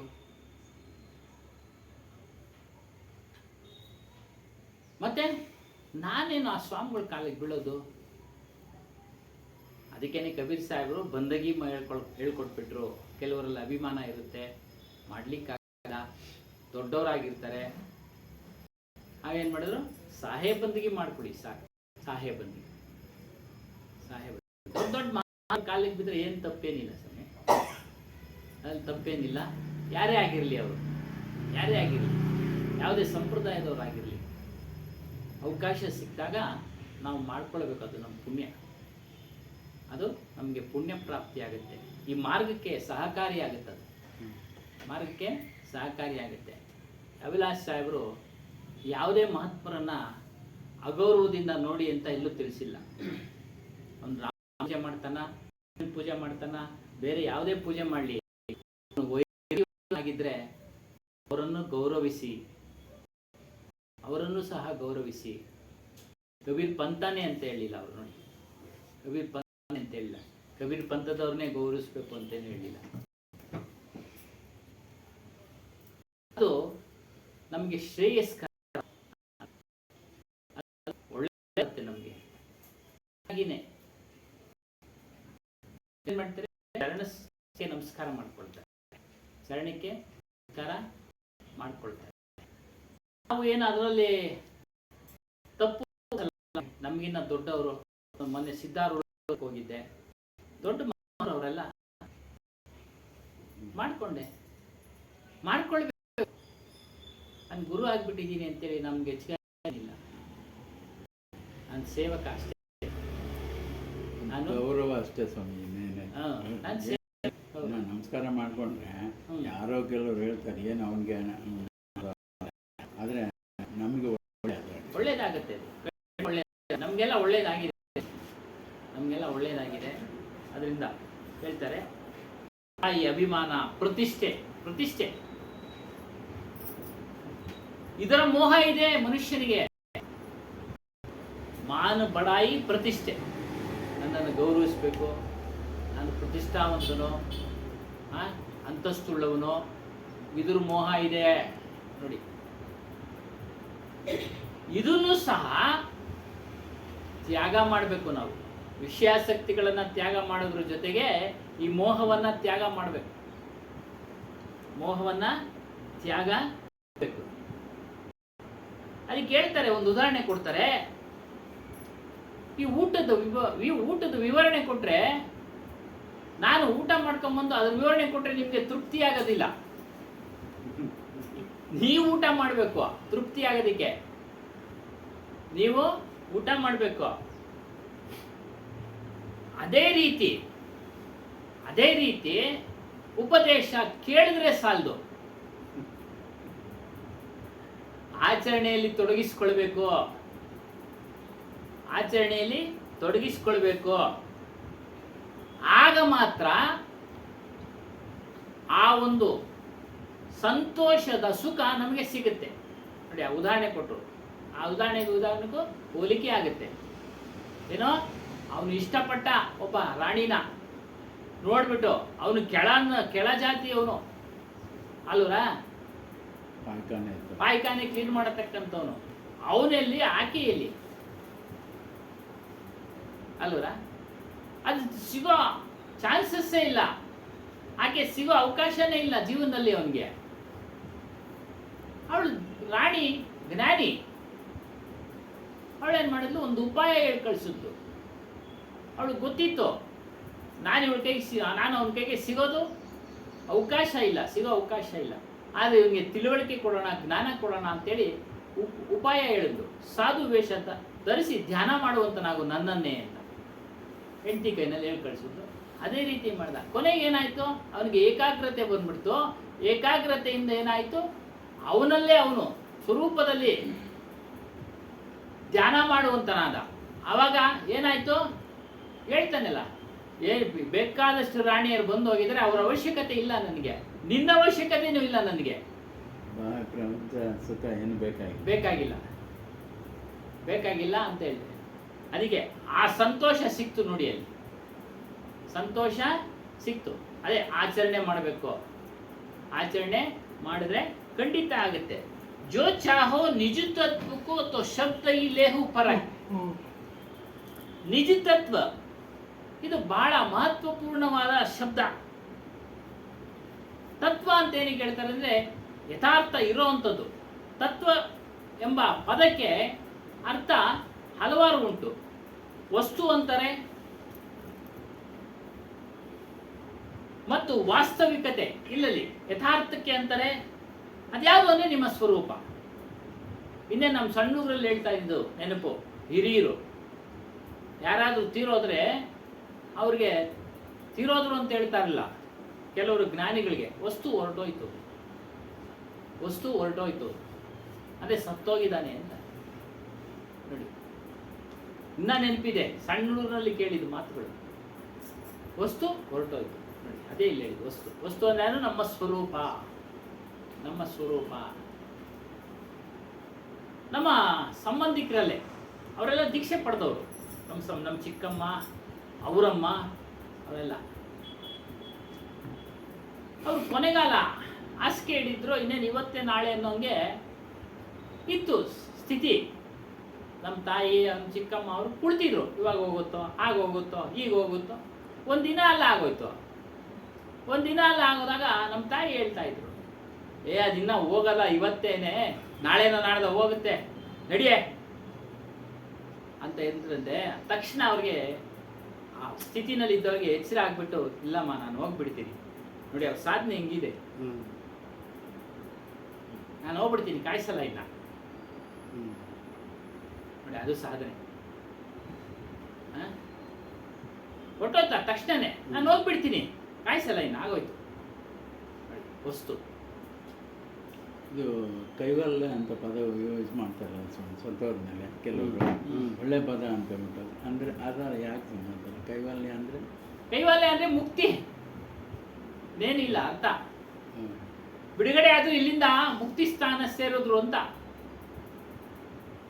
ಬೇರೆ ಇನ್ನೇನಿಲ್ಲ. ಕೈವಲ್ಯ, ಕೈಲಾಸಕ್ಕೆ ಹೋದ್ರು, ಕೈವಲ್ಯ ಪದಕ್ಕೆ ಹೋದ್ರು, ಕೈಲಾಸಕ್ಕೆ ಹೋದ್ರು, ಅಷ್ಟೇ. ಕೈಲಾಸ ಅಂತ ಅಷ್ಟೇ. ಕೈಲಾಸಕ್ಕೆ ಕೈವಲ್ಯ, ಹೋಗೋರು. ಇನ್ನೇನಿಲ್ಲ. ವೈಕುಂಠ ಸಮಾರಾಮ. ಅದನ್ನೇ ವೈಕುಂಠಕ್ಕೆ ಹೋದ್ರು, ಕೈಲಾಸಕ್ಕೆ ಹೋದ್ರು.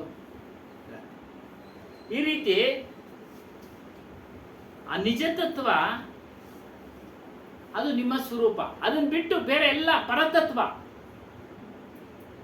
ಈ ದೇಹನು ಪರತತ್ವನೇ ನೋಡಿ. ಇದಕ್ಕೂ ವಸ್ತು ಅಂತ ಹೇಳ್ತಾರೆ, ದೇಹಕ್ಕೂ ಸಹ ವಸ್ತು.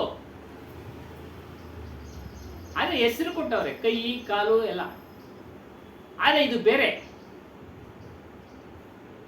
ಜ್ಞಾನ ಅಂದ್ರೆ ಏನು ಅಂದ್ರೆ, ಕಳೆದ ವಾರ ಹೇಳ್ದಂಗೆ ಈ ದೇಹಕ್ಕೆ ಬೇರೆಯಾಗಿರ್ತಕ್ಕಂಥ ನಮ್ಮ ಸ್ವರೂಪವನ್ನ, ನಮ್ಮ ಆತ್ಮವನ್ನ ತಿಳಿಯೋದೇ ಜ್ಞಾನ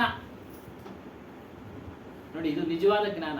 ಈ ಓದು ಬರ ಇವೆಲ್ಲ ಜ್ಞಾನಗಳಾಗಿದ್ರು ಸಹ ಅವೆಲ್ಲ ನಮ್ಮ ಜೀವನೋಪಾಯಕ್ಕೆ, ಕೆಲಸ ಕಾರ್ಯಗಳನ್ನು ಮಾಡೋದಕ್ಕೆ ಅಷ್ಟೇ. ನಿಜವಾದ ಜ್ಞಾನ ಯಾವುದು ಅಂದ್ರೆ ನಮ್ಮನ್ನ ನಾವು ತಿಳಿಯೋದು. ಅದು ಹೇಗಿದೆ?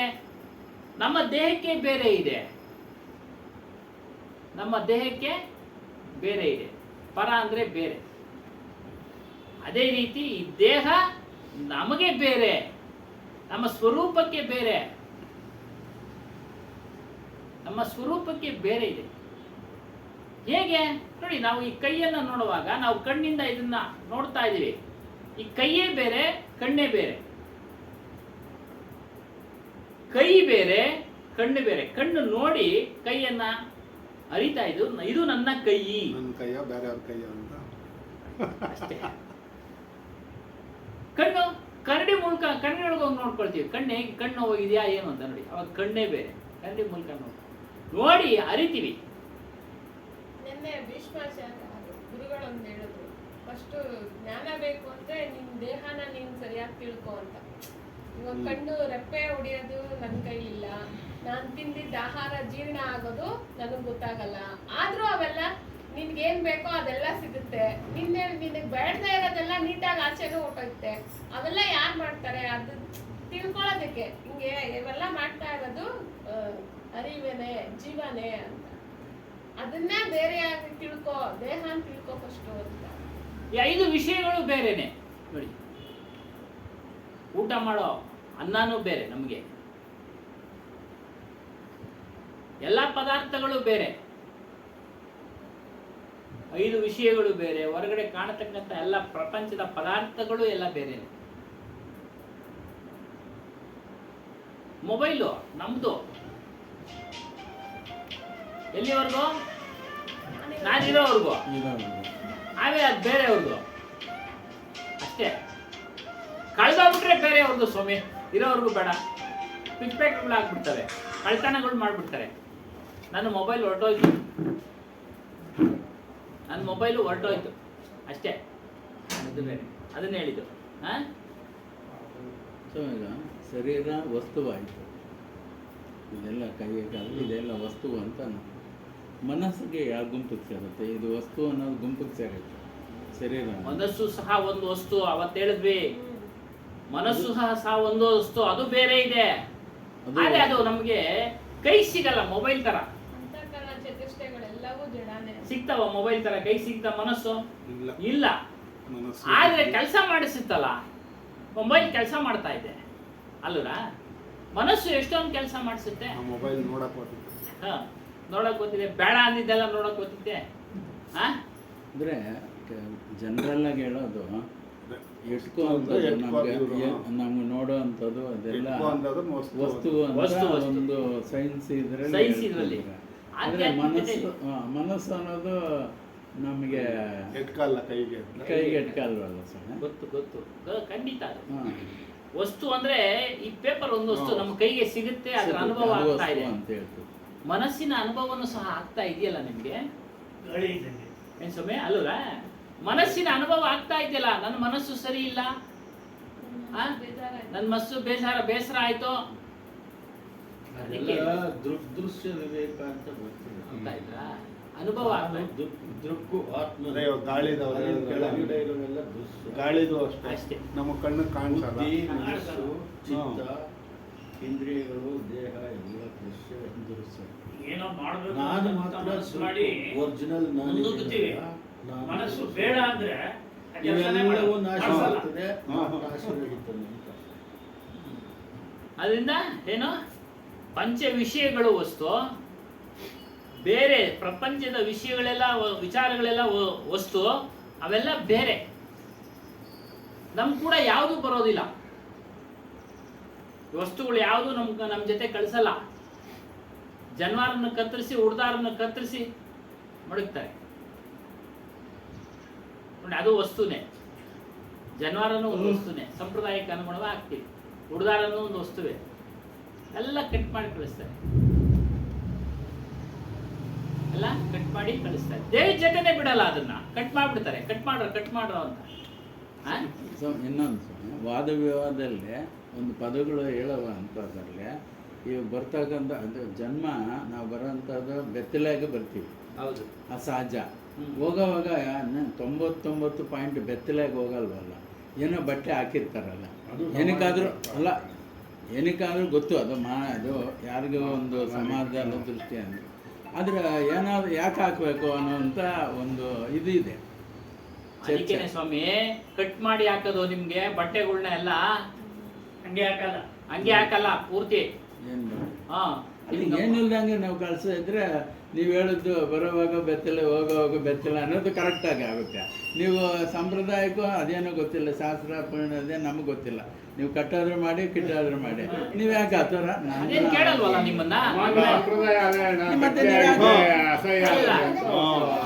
ಮತ್ತೆ ನೀವು ಅಸಹಾಯ ಅಂದಾಗ ಅದು ನೀವು ಬರೋವಾಗ ಬೆತ್ತಲೆ ಅದು ಕರೆಕ್ಟ್ ಆಗಿದೆ, ಹೋಗೋವಾಗ ನೀವು ಬೆತ್ತಲೆ ಅಂತ ಏನು ಗೊತ್ತಿರಲ್ಲ. ಅದನ್ನೇ ಹೇಳ್ತಾ ಇವಾಗೆಲ್ಲ ಇರೋದು. ತಿಳ್ಕೊಂಡಿರ್ತೀವಲ್ಲ, ಅದೇನ್ ಕೇಳ್ತಾ ಇಲ್ಲ ನಿಮ್ಮನ್ನ. ಮನುಷ್ಯ ಒಂದು ಸಂಪ್ರದಾಯ ಅಂತ ಮಾಡ್ದ ಅಷ್ಟೇ, ಅದೇ ಸಂಸ್ಕಾರ ಅಂತ ಸಂಪ್ರದಾಯ ಮಾಡ್ದ, ಮೇಲೆ ಹಾಕದ. ಅದನ್ನು ಅರಿತಾನಲ್ಲ. ಸಾವಿರಾರು ಜನ ಸೇರಿರ್ತಾರೆ, ಮಕ್ಕಳನ್ನ ಅಭಿಪ್ರಾಯ ಒಂದ್ ರೀತಿ ಇರ್ತಾರೆ, ಬೆತ್ತಲೆ ಹಾಕಿದ್ರೆ ಬೈತಾರೆ. ಬೆತ್ತಲೆನೇ ಹಾಕ್ಬೇಕು. ನಂತರ ಅವರೆಲ್ಲರ ಅಭಿಪ್ರಾಯಗಳನ್ನ ನಾವು ಒಂದುಗೂಡ್ಸಕ್ಕಾಗಲ್ಲ. ಮತ್ತೆ ಈ ಪದ ಸರಿ ಸರಿ ನೀವು ಸಾವಿರಾರು ಜನ ಹೋಗುವಾಗ ಬೆತ್ತಲೆ ಅಂತ ಹೇಳಿಲ್ಲ, ಕತ್ತಲೆ ಅಂತ ಹೇಳಿರೋದು. ಬೆತ್ತಲೆ ಬರುವಾಗ ಬೆತ್ತಲೆ, ಹೋಗುವಾಗ ಕತ್ತಲೆ. ದೇಹ ಅನ್ನೋದು ನಿಮ್ಗೆ ಅದು ಕಸ. ನೀವು ಆ ಪದ ಕೆಲವರು ಬೈತಾರೆ. ನೀವು ಮತ್ತೆ ನೀವು ಮಾನ ಮರ್ಯಾದಕ್ಕೆ ನೀವು ಹಾಕಿದ್ರೆ ಓಕೆ. ಬರುವಾಗ ಬೆತ್ತಲೆ, ಹೋಗುವಾಗ ಬೆತ್ತಲೆ ಅಂತ ಬೆತ್ತಲೆ ಅಂದ್ರೆ ಆ ಪದಕ್ಕೆ ಅರ್ಥ ಬರಲ್ಲ. ಅದು ಬರೀ ಅವ್ರು ಹೇಳಿರೋದು ಬರೀ ಬೆತ್ತಲೆ ಅಂದ್ರೆ ಬರೀ ಆ ಬಟ್ಟೆ ಮಾತ್ರನೇ ಹೇಳಿಲ್ಲ.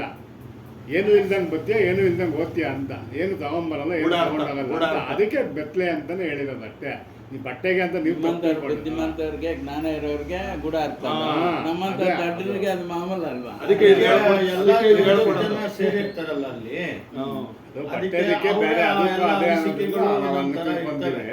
ಅದನ್ನ ನೋಡ್ಕೊಂಡೇ ಹೋಗ್ಬೇಕು.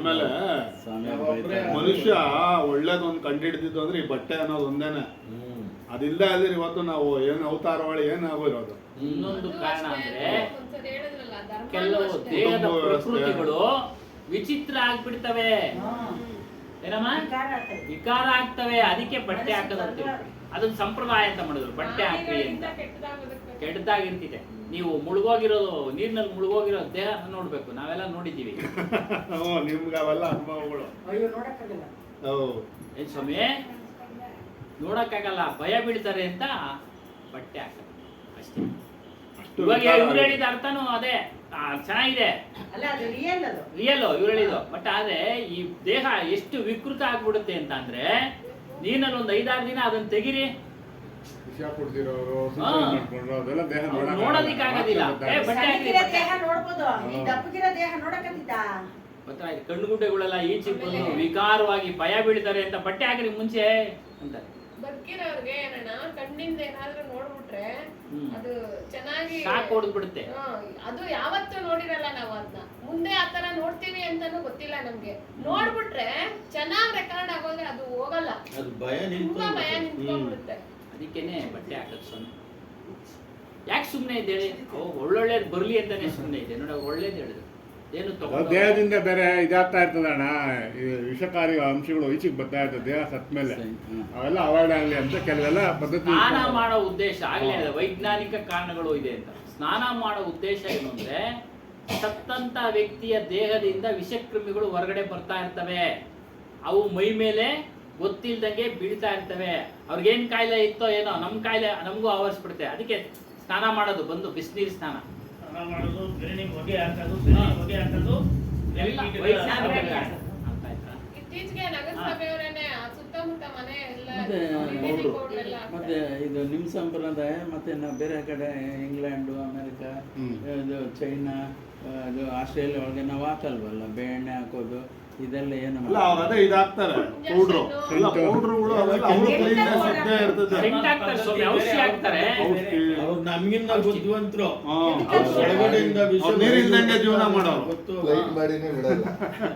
ಅರ್ಥ ಆಯ್ತಾ? ಔಷಧಿಗಳ ಇಂಜೆಕ್ಷನ್ ಮೂಲಕನೇ ವಿಷ ಏನೇನೋ ಪದಾರ್ಥಗಳನ್ನು ಅಲ್ಲ ಅವರು ಸೇಫ್ಟಿ ಎಲ್ಲ ಇದ್ದೇ ಇರ್ತದೆ, ಎಲ್ಲ ಕಡೆ ನಾವು ಗಮನಿಸಿರಲ್ಲ. ಗ್ಲಾಸ್ ಎಲ್ಲ ಹಾಕ್ತಾರೆ. ಮುಂದುವರಿಯೋಣ. ಎಲ್ಲ ಏನು ಆಧ್ಯಾತ್ಮಿಕ ಪ್ರಶ್ನೆಗಳೆಲ್ಲ ಯಾವುದೋ ಈ ದೇಹ ಬಟ್ಟೆ ಹಾಕಿ ಮುಚ್ಚಿದ ಏನು ಸಮಾಜ ಊಟವಾಗ ತಾಯಿ ಹೊಟ್ಟೆ ಒಳಗೆ ಬಟ್ಟೆ ಹಾಕಿ ಊಟಕ್ಕಾಗ್ತದ? ಊಟ ಒಂಥರ ಹುಟ್ಟದೆ, ಹೋಗವ ಬಟ್ಟೆ ಹಾಕಿರೋ ಹಾಕ್ಬೋದು. ಅವನ್ಗೆ ಗೊತ್ತಿರಲ್ಲ ಹೆಂಗ್ ಓದ್ತಾನ. ನಮ್ಗೆ ನಿತ್ಯಾನಿತ್ಯ ವಸ್ತು ವಿವೇಕ ಮುಖ್ಯ. ಸ್ವಾಮಿಯವ್ರ ನಾವು ಯಾರು ಅಂತ ನೀವು ಕರೆಕ್ಟ್ ಹೇಳ್ತಾರೆ, ಅದು ನನಗೂ ಒಂಚೂರು ಇದೆ. ನನ್ನ ಪ್ರಶ್ನೆ ಏನಂದರೆ, ಇವಾಗ ಸ್ವಾಮಿಯವ್ರು ಹೇಳಿದ್ರು ಮೇಡಮ್ ಅವರು ಅಂತ, ಆ ರಾಣಿ ಹಂಗೆ ಇದ್ದರೆ ಏನಾಗಿರೋದು ಹೇಳು? ಆ ಪಾಯಕಾನ ಎತ್ತವನ್ನ ಯಾಕೆ ಪರಿವರ್ತನೆ ಮಾಡಿದ್ರೆ ಹೇಳ್ರಿ? ಆ ರಾಣಿ ಆಕೆಗೆ ಸಮಾಜದಲ್ಲಿ ಅಷ್ಟು ಜನ ಪರಿವರ್ತನೆ ಮಾಡ್ತಾ ಇದ್ರೆ ತಾನೆ ಸ್ವಾಮಿ ಆಗೋದು. ಇವನ್ ಈ ತರ ನಾನು ಹೇಳೋದು ಇವನು ಉದ್ಧಾರ ನಾವು ಮಾಡ್ತಾನೆ ಅಂತ ಅವ್ರು ಸರಿಯಾಗತ್ತಾನೆ. ಸರಿಯಾಗಿ. ಸುಮ್ಮನೆ ಎಲ್ಲರೂ ನಮ್ಗೆ ಯಾಕೆ ಅಂದ್ರೆ ಏನಾಗಿರೋದು? ಮತ್ತೆ ಆ ಪರಿವರ್ತನೆ ಅದನ್ನ ನೋಡಿ, ಎಷ್ಟು ಅದು ಮಾತು ಅದು ರಾಣಿ ಬೇಕಾದ್ರೆ ಅವನ್ನ ಶಿಕ್ಷಿಸಬಹುದಾಯ್ತು, ಅಧಿಕಾರ ಮಾಡ್ಬೋದಾಯ್ತು, ಮಾಡ್ಲಿಲ್ವಾ? ಅವ್ನು ಅಜ್ಞಾನಿ ಏನೋ ಬೈತಾನೆ, ಸಿಗ್ದಿದ್ ಬೈತಾನೆ, ಅವ್ನಿಗೆ ಜ್ಞಾನ ಕೊಡೋಣ ಅಂತ ಆಯಮ್ಮ ಆ ಥರ ಐಡಿಯಾ ಅದು ಮಾಡಿದ್ವಿ ಅಷ್ಟೇ. ಎಷ್ಟು ಒಳ್ಳೇದಾಯ್ತು ಅದು ಸಮಾಜಕ್ಕೆ. ಅದು ನಾನು ಹೇಳ್ತಾ ಇರೋದು. ಹಂಗೆ ಒಂದಷ್ಟು ಜನ ನಮ್ಮಲ್ಲಿ ಇದಾಗಿದ್ರೆ ಬದಲಾವಣೆ ಮಾಡ್ಕೊಬೇಕು ಸ್ವಲ್ಪ. ಬದಲಾವಣೆ ಆಗೋದಕ್ಕೆ ಅಲ್ಲೆಲ್ಲ ಬದಲಾವಣೆ ಆಗೋದಕ್ಕೆ ಸಾಧ್ಯ ಇಲ್ಲ. ಬದಲಾವಣೆ ಆಗ್ಬೇಕಾದ್ರೆ ಇದನ್ನ ಹೇಳ್ತಾ ಇರೋದು, ಶಬ್ದಗಳನ್ನ ತೆಗೆದುಕೊಂಡು ಆಚರಣೆ ಮಾಡ್ಕೊಳ್ಬೇಕು. ಆ ಶಬ್ದಗಳು ಎಲ್ಲಿ ಸಿಗ್ತವೆ ಅಂದ್ರೆ ಇಂಥ ಕಡೆ ಸಿಗ್ತವೆ. ಅಲ್ಲೂ ಹೇಳ್ತಾರೆ, ಸ್ಮಶಾನದಲ್ಲೂ ಹೇಳ್ತಾರೆ, ಅದನ್ನ ಸ್ಮಶಾನ ವೈರಾಗ್ಯ ಅಂತಾರೆ. ನೋಡಪ್ಪ ಎಲ್ಲಾರ್ದು ಇಷ್ಟೇ, ಅಲ್ಲಿ ಸ್ಮಶಾನದಲ್ಲಿ ನಂದು ಇಷ್ಟೇ, ನಿಂದು ಇಷ್ಟೇ. ಅಲ್ಲ ಅಲ್ಲಿ ಬರ್ದಿದ್ರು ಯಾವ್ದೋ ಇದ್ರೊಳಗೆ ಕೆಂಗೇರಿ ಒಳಗೆ ಎಲ್ಲ ಹಾ. ರಾಜರು ಕೋಟೆಗಳು ಕಟ್ಟಿ ನಡೆದವರೆಲ್ಲ ಇಲ್ಲೇ ಅವ್ರೆ ಅಂತ ಅದೇನೇನೋ ಕ್ಲೀನಾಗಿ ಬರ್ದಿದ್ದು ನನ್ಗೆ ಅಷ್ಟ ಜ್ಞಾಪಕ ಇಲ್ಲ. ಆಮೇಲೆ ಆಚೆಗೆ ಬಂದ್ಮೇಲೆ ಎಲ್ಲ ಇಲ್ಲೇ ಅವ್ರೆ ಅಂತ ಅಷ್ಟೇ ಬಿಟ್ಬಿಡ್ತಾರೆ. ಸ್ಮಶಾನ ವೈರಾಗ್ಯ ಎಲ್ಲ ಕೆಲಸ ಹೋಗಪ್ಪ ಅಂತ ಹೋಗ್ತಾ ಇದ್ರು.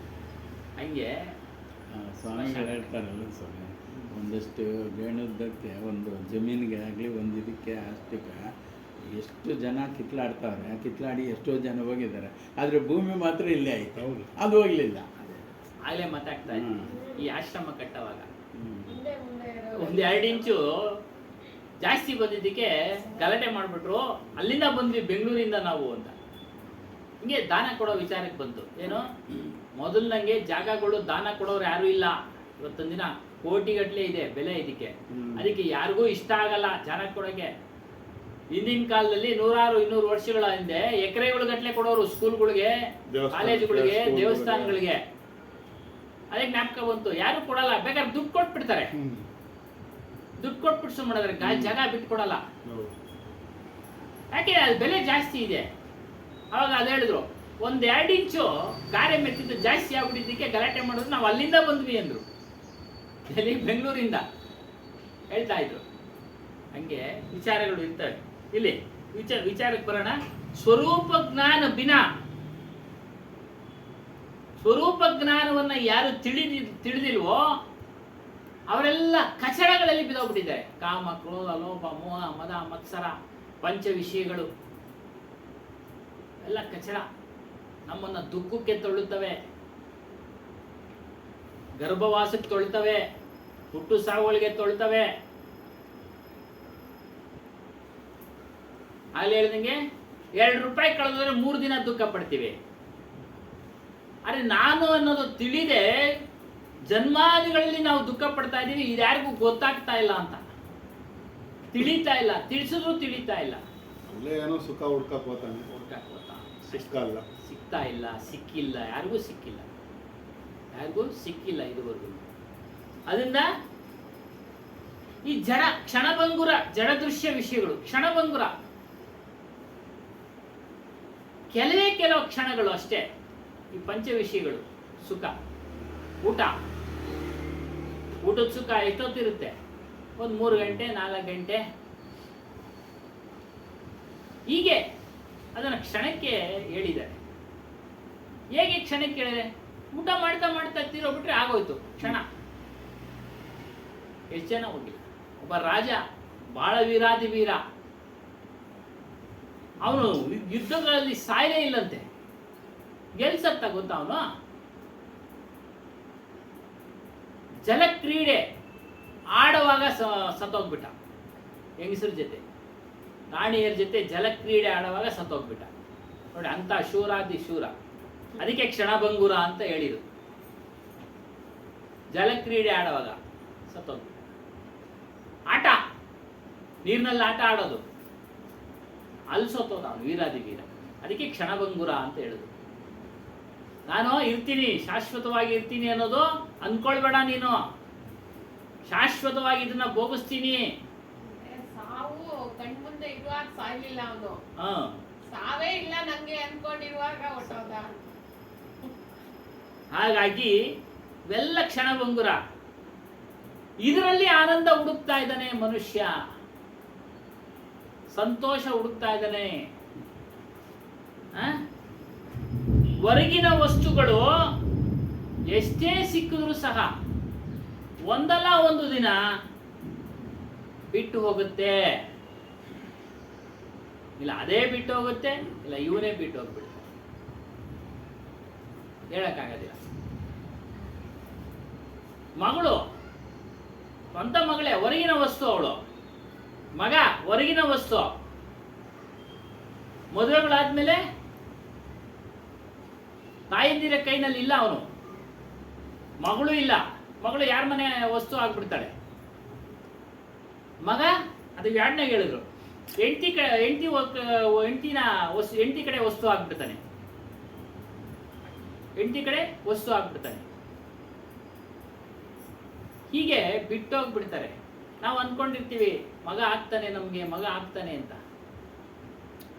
ಯಾಕೆ ಹೇಳ್ತಾರೆ ಅಂದ್ರೆ ಅವ್ರ ಮೇಲೆ ಮೋಹ ಇಡಬೇಡಿ. ನೀವು ಮೋಹ ಇಡಬೇಡಿ.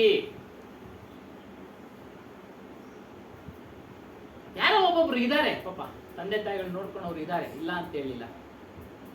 ಆ ಸತ್ಸಂಗಕ್ಕೆ ಬರ್ತಾರ, ಅಲ್ಲಿ ಹೇಳಿದ್ರು ಅವನು CA ಓದಿದ್ದಾನೆ ಹುಡುಗ, ಮದುವೆ ಮಾಡಿದ್ದಾರೆ, ಮಕ್ಕಳಾಗಿದ್ದಾರೆ. ಆದರೂ ಸಹ ತಂದೆ ತಾಯಿಗಳನ್ನ ದೇವರಂತೆ ನೋಡ್ಕೊಂತಾನ. ಅಣ್ಣ ನಮ್ಮ ಅಡಿಯ ಈ ಕಡೆ ಕೆಲಸನೂ ಮಾಡ್ತಾನೆ, ಹಾಸ್ಪಿಟ್ಲಿಗೆ ಸೇರಿಸಿದ್ರೆ ಹಗಲೂರ ಅಲ್ಲಿ ಇರ್ತಾನೆ, ರಾತ್ರಿ ಹೊತ್ತು ಕಾವಲ್ ಕಾಯ್ತಾನೆ, ಇಲ್ಲಿ ಬೆಳಿಗ್ಗೆ ಬಂದು ಕೆಲಸ ಮಾಡ್ತಾನೆ, ದೇವ್ರು ನೋಡ್ಕೊಂಡಂಗೆ ನೋಡ್ಕೊಂತಾನೆ ಅಂತ.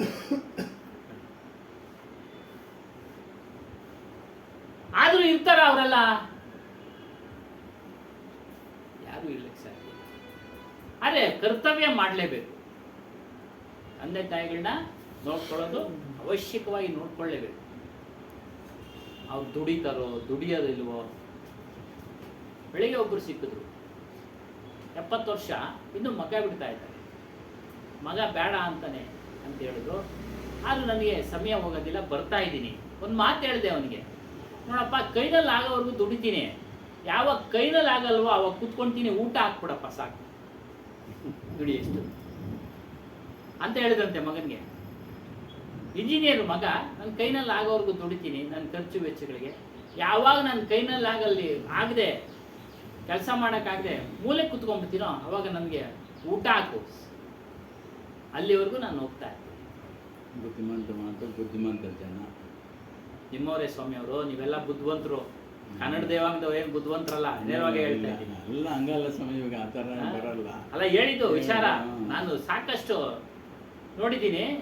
ಇವೆಲ್ಲ ಬುದ್ಧಿವಂತರು ಚೆನ್ನಾಗಿ ಆತ್ಮಜ್ಞಾನ ತಿಳ್ಕೊಳ್ತೀರ. ನಮ್ಮಲ್ಲಿ ಕಡಿಮೆ, ನಮ್ಮ ಚಿತ್ರಾನ್ನದ ಬರೀ ಕಡೆ ಗಮನ ತಿನ್ನೋದ್ ಕಡೆ ಗಮನ. ಚಿತ್ರಾನ್ನ ಒಂದೇನಾ? ಅದಕ್ಕೆ ಎಷ್ಟು ಕೇಳ್ತಾರೆ? ಏನಮ್ಮ ತಿನ್ನೋದ್ ಕಡೆ ಗಮನ. ದೇವರ ಹೆಸರಿನಲ್ಲಿ ಅದು ಮಾಡ್ಕೊಂಡು ತಿನ್ನು, ಇದು ಅದು ತಿನ್ನು, ಮಾಡ್ಕೊಂಡು. ಇದು ತಿನ್ನು ಅಂತ. ದೇವ್ರು ದೇವ್ರು ದೇವ್ರು ದೇವ್ರ ಹೆಸರಿನಲ್ಲಿ ಹೆಸರು ಮಾತ್ರ ದೇವ್ರು. ದೇವ್ರು ಎಷ್ಟು ಹೇಳಿದ್ರು ಹೋಗೋದಿಲ್ಲ. ನೀ ಬಂದು ರುಚಿ ನೋಡು. ಯಾರೋ ಒಬ್ಬೊಬ್ರು ಪುಣ್ಯಾತ್ಮರು ಇಂಥವ್ರು, ಲಕ್ಷ್ಮಮ್ಮ ಅಂತವ್ರು, ಇಂಥವ್ರು ಯಾರೋ ಒಬ್ಬೊಬ್ರು ತಿಳ್ಕೊಳ್ತಾರೆ ಅಷ್ಟೇ. ಬಹಳಷ್ಟು ಕಡಿಮೆ ಸರ್. ನಾನು ಹೇಳ್ತೀನಿ ನಮ್ಮವ್ರಿಗೆಲ್ಲ ಬಂದು ಬರೋದೇ ಇಲ್ಲ. ಯಾವತ್ತೋ ನನ್ನ ಬಲಂತಕ್ಕೆ ಬರ್ತಾರೆ ಒಂದಿನ.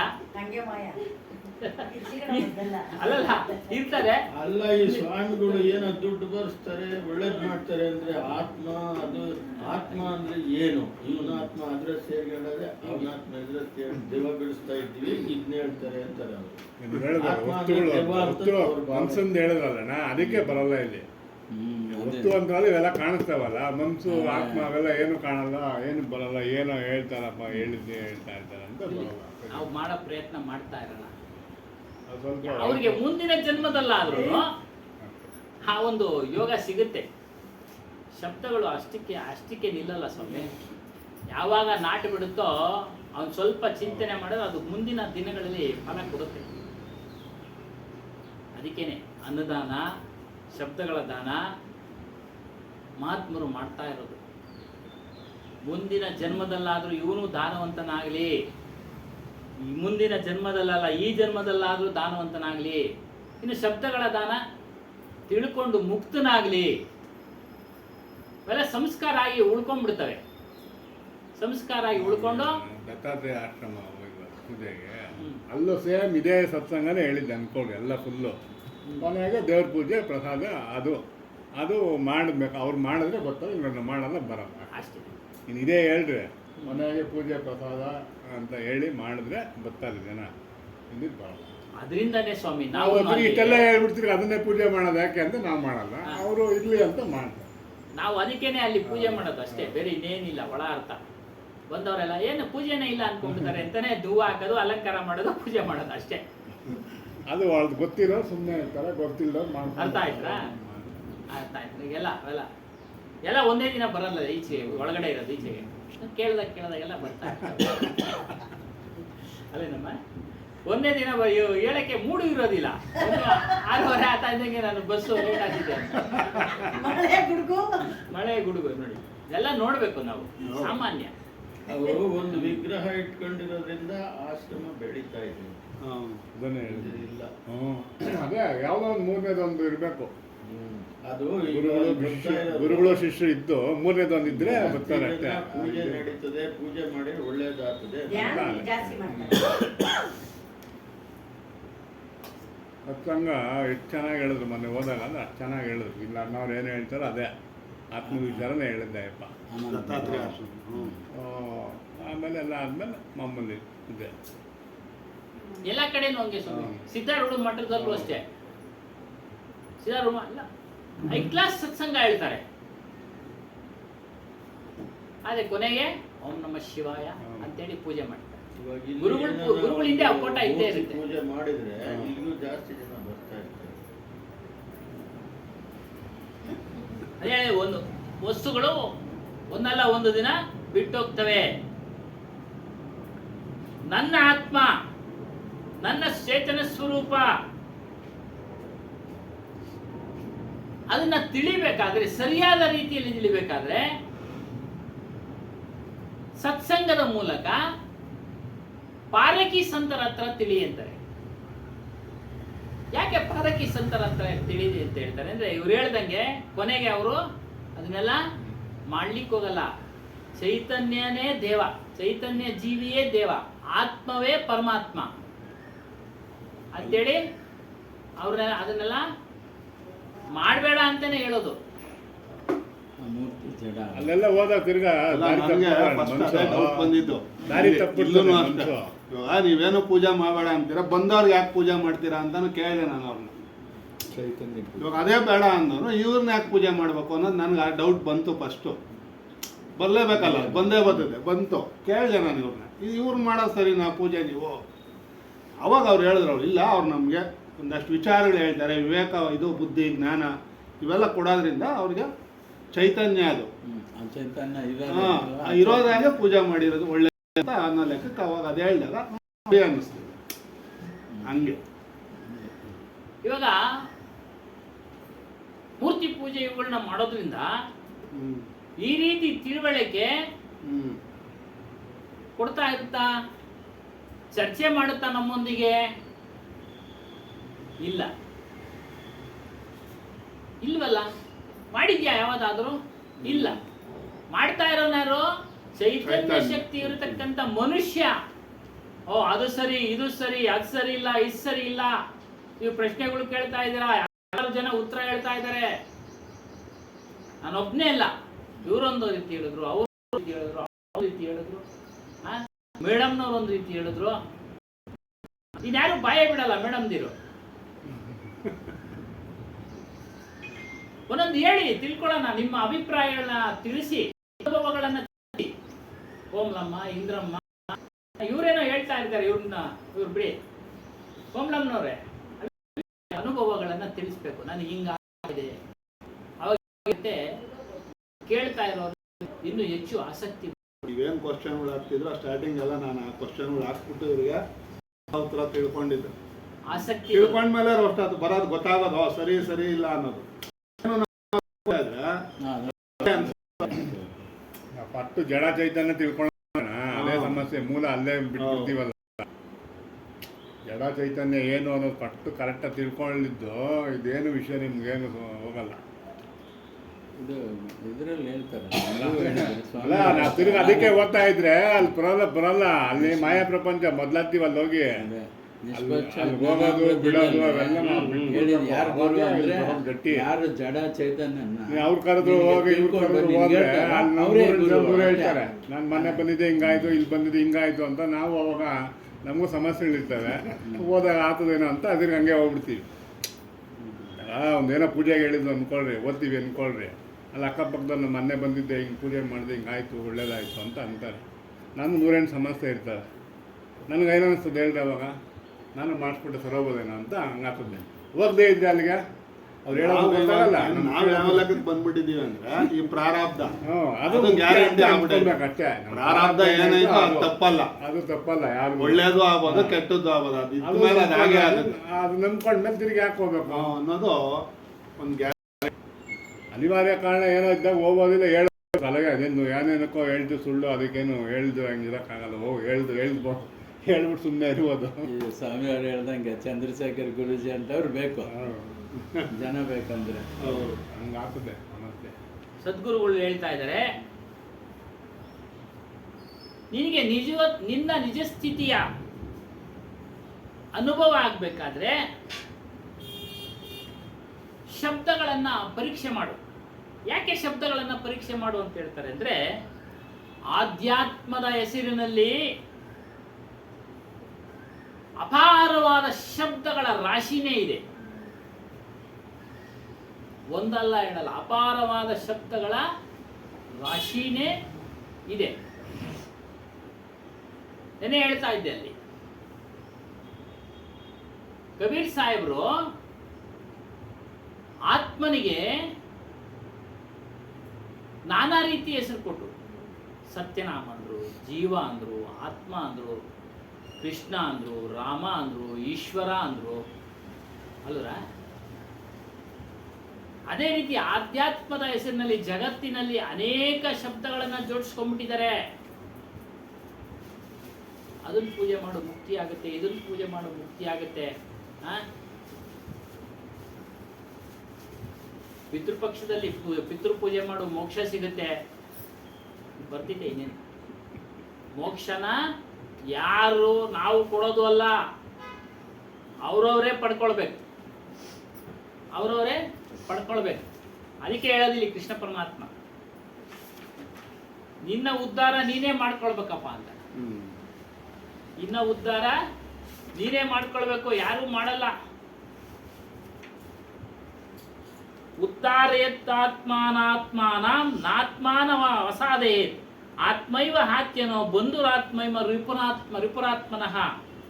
ತನ್ನನ್ನು ತಾನೇ ಉತ್ತರಿಸಿಕೊಳ್ಬೇಕು. ಗುರು ಮಾರ್ಗದರ್ಶಕ ಪ್ರೇರಣೆ ಕೊಡ್ತಾನೆ, ವಿಚಾರ ತಿಳಿಸ್ತಾನೆ, ನೀನು ಈ ರೀತಿ ಬದಲಾವಣೆ ಆಗಬೇಕು ಮಾನಸಿಕವಾಗಿ, ದೈಹಿಕವಾಗಿ.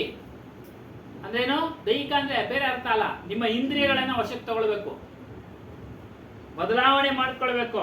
ಅದೇ ಹೇಳ್ತಾರೆ, ತನ್ನನ್ನು ತಾನೇ ಅಧೋಗತಿಗೆ ಜಾರಲು ಬಿಡಬಾರ್ದು. ನಿನ್ನನ್ನು ನೀನೇ ಉದ್ಧಾರ ಮಾಡ್ಕೊಳ್ಬೇಕು, ತನ್ನನ್ನು ತಾನೇ ಅಧೋಗತಿ ಜಾರಲು ಬಿಡಬಾರ್ದು. ಅದೇ ಬಂತು, ಅದು ಶಬ್ದಗಳನ್ನ ತೆಗೆದುಕೊಂಡು ನೀನು ಅನುಷ್ಠಾನ ಮಾಡ್ಕೋ. ಕೇಳ್ಬಿಟ್ಟು ಬಿಡೋದಲ್ಲ, ಜಾರೋದಲ್ಲ. ಶಬ್ದ ಮೊದಲೇ ಬಂದ್ಬಿಡ್ತು, ಜಾರ್ ಬಿಡ್ತೀಯ ನೀನು. ಯಾಕೆ? ಸ್ವಲ್ಪ ನಿಯಮಗಳನ್ನ ಹೇಳ್ತಾರಲ್ಲ ಇಲ್ಲಿ, ಬಿಡು ಅಂತ. ಅಯ್ಯೋ, ಯಾರಿಗ್ ಬೇಕಪ್ಪ ಇದು? ಗುರುವಾರ ಸತ್ಸಂಗದಲ್ಲಿ ಅದೇ ವಿಚಾರ ಬಂದಿದೆ. ಸರ್ ಮಾಡ್ಕೊಳ್ಬೇಕಮ್ಮ, ಸರ್ ಮಾಡ್ಕೊಳಕ್ಕೆ ಇದೇ ಒಳ್ಳೆ ಜಾಗ ಅಂತ.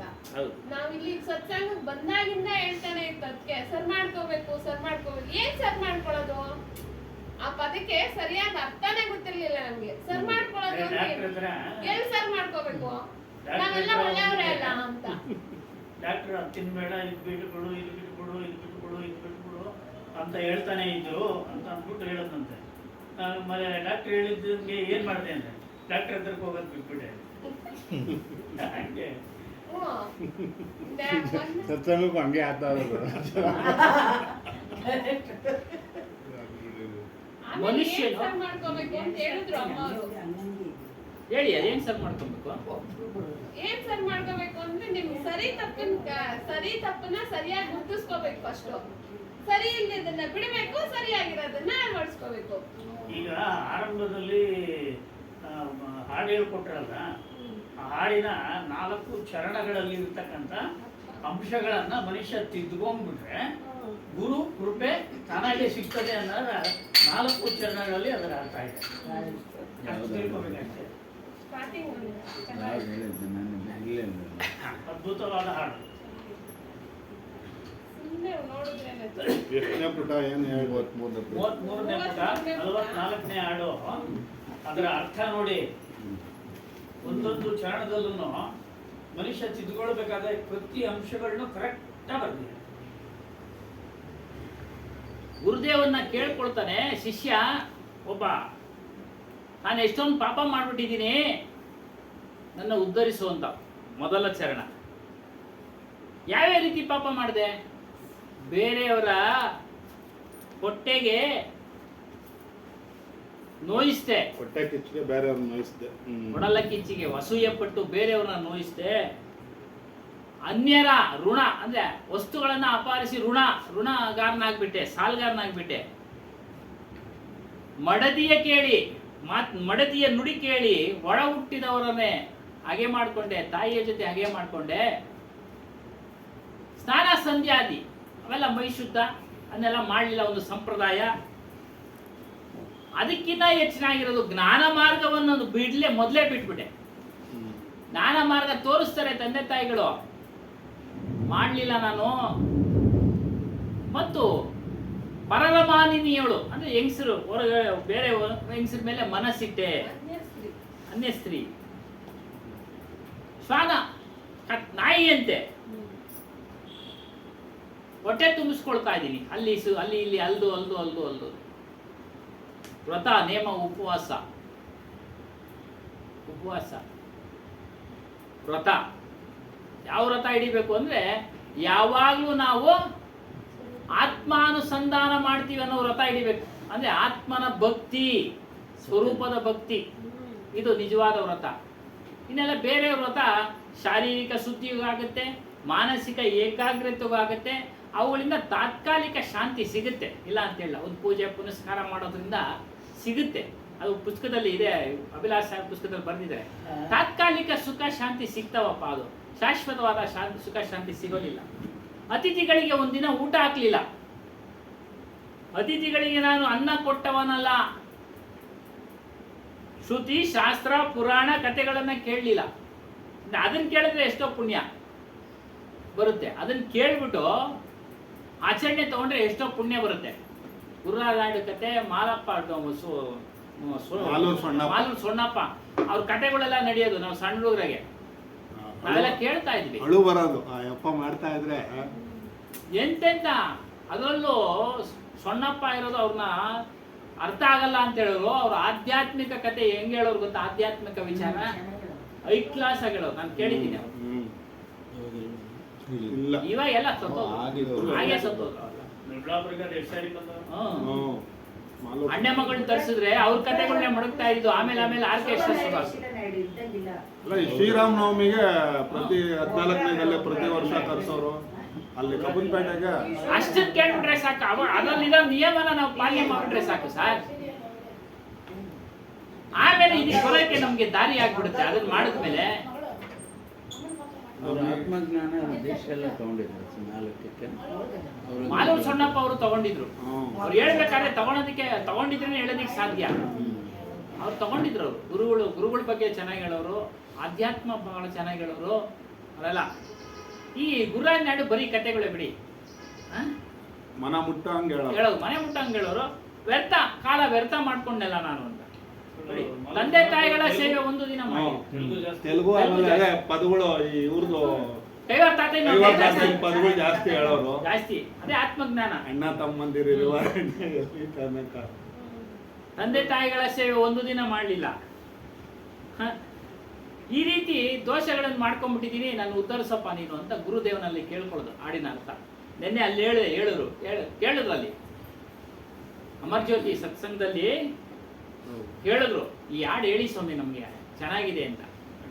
ಚೆನ್ನಾಗಿದೆ, ಇದು ತುಂಬಾ ಅದ್ಭುತವಾದ್ದು. ನನಗೆ ನೆನಪು ಬಂತು. ಹಾಡು ಇದು ಹೇಳ್ಕೊಡ್ತಾ ಇದ್ರೆ ಹಾ. ನಾನು ಹಾಡಕ್ ಹೋಗ್ಲಿಲ್ಲ. ಹಾ. ಸಾರಾಂಶದ ಒಳಗಡೆ ಮುಗ್ಬಿಟ್ಟಿದೆ. ಎಷ್ಟು ಅದ್ಭುತವಾದ ಅರ್ಥ ಇದೆ ಅಂತ ಅನ್ನೋದು ಖುಷಿ ಆಯ್ತು. ನೋಡ್ರಿ ಅದು ನಿಮ್ಮಲ್ಲಿ ಅದೊಂದು ಗುಣ ಅವರಲ್ಲಿ ಹಂಗೈತೆ. ಒಂದ್ಸಲ ಹೇಳಿದ್ದು ಅಷ್ಟು ಚೆನ್ನಾಗಿ ಜ್ಞಾಪಕ ಇಟ್ಕೊಂಡ್ಬಿಡ್ತಾರ. ಮೆಮೊರಿ ಶಕ್ತಿ 34. ಹೀಗೆ ತನ್ನಂತಾನು ಉದ್ಧರಿಸ್ಕೊಳ್ಬೇಕು. ಬೇರೆ ಯಾರು ಉದ್ಧಾರ ಮಾಡಲ್ಲ. ಗುರು ಪ್ರೇರಣೆ ಕೊಡ್ತಾನೆ, ಗುರು ಸೂಚನೆ ಕೊಡ್ತಾನೆ,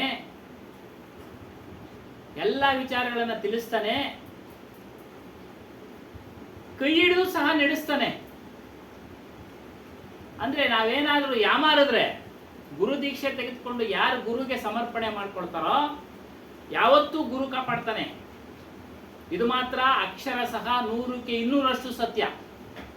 ನನ್ನ ಅನುಭವದಲ್ಲಾಗಿದೆ. ಕೈ ಹಿಡಿದು ನಡೆಸ್ತಾನೆ. ಪ್ರಾರಬ್ಧ ಕರ್ಮಾನುಸಾರ ದಾರಿ ತಪ್ಪಿದ್ರೂ ಸಹ ಪ್ರಾರಬ್ಧ ಅನುಭವಿಸಕ್ ಬಿಟ್ಬಿಡ್ತಾನೆ. ಮತ್ತೆ ಕೈ ಹಿಡಿತಾನೆ, ಕೈ ಬಿಡಲ್ಲ ಅನ್ನೋದಕ್ಕೆ. ಅದಕ್ಕೇನೆ ಹೇಳೋದು, ಅವನು ಪ್ರಾರಬ್ಧದಲ್ಲಿ ಇದೆ, ಅದು ಅನುಭವಿಸಿ ತೀರ್ಬೇಕು, ಅನುಭವಿಸ್ಬಿಡ್ಲಿ ಅಂತ ಬಿಟ್ಬಿಡ್ತಾನೆ. ಆದ್ರೆ ಕೈ ಬಿಡಲ್ಲ, ಸಮರ್ಪಣೆ ಮಾಡ್ಕೊಂಡ್ರೆ. ಅಂದ್ರೆ ದಿನ ಗುರುನ ನೆನೆಸ್ಬೇಕು. ಸ್ವಾಮಿ, ನೀವು ಗುರುಗುಣ ಹಿಡಿಬೇಕು ಅಂತ ಹೇಳ್ತೀರ. ನಾವು ಹಿಡಿತೀವಿ ಏನಕ್ಕೆ ಅಂದರೆ ತೋರಿಕೆಗೋಸ್ಕರ. ಬಂದು ನಮ್ಮ ಸಂಪನ್ಮೂಲ, ನಮ್ಮ ಇದು ಎಲ್ಲ ನಮ್ಮ ಸುಖ ದುಃಖಗಳಿಗೆ ಸುಖ ಜಾಸ್ತಿ ಬರಲಿ, ದುಃಖಗಳೆಲ್ಲ ಹೋಗಲಿ ಅಂತ ಇದಕ್ಕೆ ಮಾತ್ರ ನಾವು ಸಿದ್ಧ. ಅದು ಹೆಂಗೆ ಸುಮ್ಮನೆ ದುಃಖಗಳು ಹೋಗ್ತಿಸ್ತವೆ. ಆದ್ರೆ ವಿಚಾರ ಕೇಳಿದ್ರೆ ಯಾವುದು ದುಃಖ ಯಾವುದು ಸುಖ ಅನ್ನೋದು ಅರ್ಥ ಆಗ್ಬಿಡುತ್ತೆ ಮನುಷ್ಯನಿಗೆ. ಅದೇ ಪಾಯ್ಖಾನೆ ಎತ್ತೋ ಒಂದು ಲೆಕ್ಕಕ್ಕೆ ಆಗೋಗ್ಬಿಡ್ತಾ ಇದ್ವಿ. ಈ ಕೇಳ್ತಾ ಆ ಕಡೆ ಬಿಟ್ಬಿಟ್ಟು ಈ ಕಡೆ ಆಗೋಗ್ಬಿಡ್ತಲ್ಲ, ಅದು ಗುರುಗಳ. ಯಾವುದು ಸುಖ ಯಾವುದು ದುಃಖ ಅನ್ನೋದು ಗೊತ್ತಾಗುತ್ತೆ. ಆಗ್ಲೇ ಹೇಳಿದ್ರೆ ಕ್ಷಣಭಂಗುರ ಸುಖಗಳು ಇವೆಲ್ಲ ಕೇಳ್ಬೇಕು, ಕೇಳ್ತಾ ಇರ್ಬೇಕು. ಕ್ಷಣಭಂಗುರ ಸುಖಗಳು ವಿಚಾರ ಬಂದಿರೋನಿಗೆ ಸೋಫಾ ಮೇಲೆ ಕುತ್ಕೊಳ್ಳೋದು ದುಃಖ. ಏನ್ ಮಾಡ್ತೀರಾ? ಬೇರೆ ಸುಖ. ಹಂಗೆ ಸುಖ ದುಃಖ ನಾವು ಹಂಗೆ ವಿಮರ್ಶೆ ಮಾಡ್ಕೊಂಡು ಹಂಗೆ ಅದೇ ವಿಚಾರ ಮಾಡ್ತಾ ನಾವು ಸರಿಯಾಗಿ ಅದಕ್ಕೆ ಗುರುನ ಸ್ಮರಣೆ ಮಾಡ್ತಾರೆ. ದೇವರು ಭಕ್ತಿ ಮಾಡ್ತಿರಲ್ಲ, ಭಕ್ತಿ ಮಾರ್ಗದವರು, ಅದು ಸರಿನೇ. ಆದ್ರೆ ಇನ್ನು ಮುಂದೆ ಜ್ಞಾನನ ಭಕ್ತಿ ಮಾಡುವಂತ ನಾವು ವೇದಾದ್ರಿ ಮಹರ್ಷಿಗಳು ಹೇಳಿರೋದು. ಜ್ಞಾನನ ಭಕ್ತಿ ಮಾಡು ಅಂದ್ರೆ ಎಲ್ಲವನ್ನ ಪರೀಕ್ಷೆ ಮಾಡುವ. ನಿನ್ಗೆ ಇವಾಗ ಅವ್ರು ಹೇಳಿದ್ರಲ್ಲ, ಸೋಫಾ ಮೇಲೆ ಕೂತ್ಕೊಂಡ್ರೆ ಕೆಲವ್ರಿಗೆ ಖುಷಿ, ಮೂಲವ್ಯಾಧಿ ಇರೋರ್ಗೆ ಏನ್ ಸೋಫಾ ಇದ್ರು ಕಷ್ಟನೇ. ವಿಚಾರ ಮಾಡುವಂತ ಅಂತ ಎಲ್ಲವನ್ನ ವಿಚಾರ ಮಾಡಿ ನೋಡು. ಅದು ಜ್ಞಾನನ ಭಕ್ತಿ ಮಾಡೋದು ಅಂತ. ನಮ್ಮನ್ನು ಉದ್ಧಾರ ಮಾಡಿಕೊಳ್ಳುವ ಶಕ್ತಿ ನಮ್ಮಿಂದಲೇ ಬರಬೇಕು. ನಾವು ಸಂಸಾರದ ಗೋಜಿಗೆ ಸಿಕ್ಕಾಕೊಂಡಿದ್ದೀವಿ. ಏನ್ ಅನ್ಕೊಂಡ್ಬಿಟ್ಟಿದೀವಿ? ಆಗಲೇ ಹೇಳ್ದಂಗೆ ದುರ್ಬಲರು, ಅಜ್ಞಾನಿಗಳು, ಪಾಪಿಗಳು, ನಾವು ಆತ್ಮಜ್ಞಾನ ತಿಳಿಯಕ್ಕೆ ಅರ್ಹರಲ್ಲ ಅಂತ ತಿಳ್ಕೊಂಡ್ಬಿಟ್ಟಿದೀವಿ. ಅದೇ ಹೇಳಿದ್ದು, ಅಧಿಕಾರಿ ನೀನು, ಶಬ್ದಗಳಿಗೆ ಅಧಿಕಾರಿ ನೀನು. ಆ ಶಕ್ತಿ ನಮ್ಮಲ್ಲೇ ಇದೆ. ಅದನ್ನು ಎಚ್ಚರಿಸಿ ಕೊಡೋನು ನಮಗೆ ಗುರು. ನೋಡಪ್ಪ, ನೀನು ಜ್ಞಾನಿನೇ, ನೀನು ಹಂಸ ಪುರುಷನೇ, ಅಲ್ಲ ಅದೇ ವಿಚಾರಗಳೇ. ಅಂಶ ಏನೋ ಹೇಳಿದ್ರು. ಹಂಸ ಪುರುಷ ನೀನು, ಅದೇ ಹೇಳಿದ್ರು.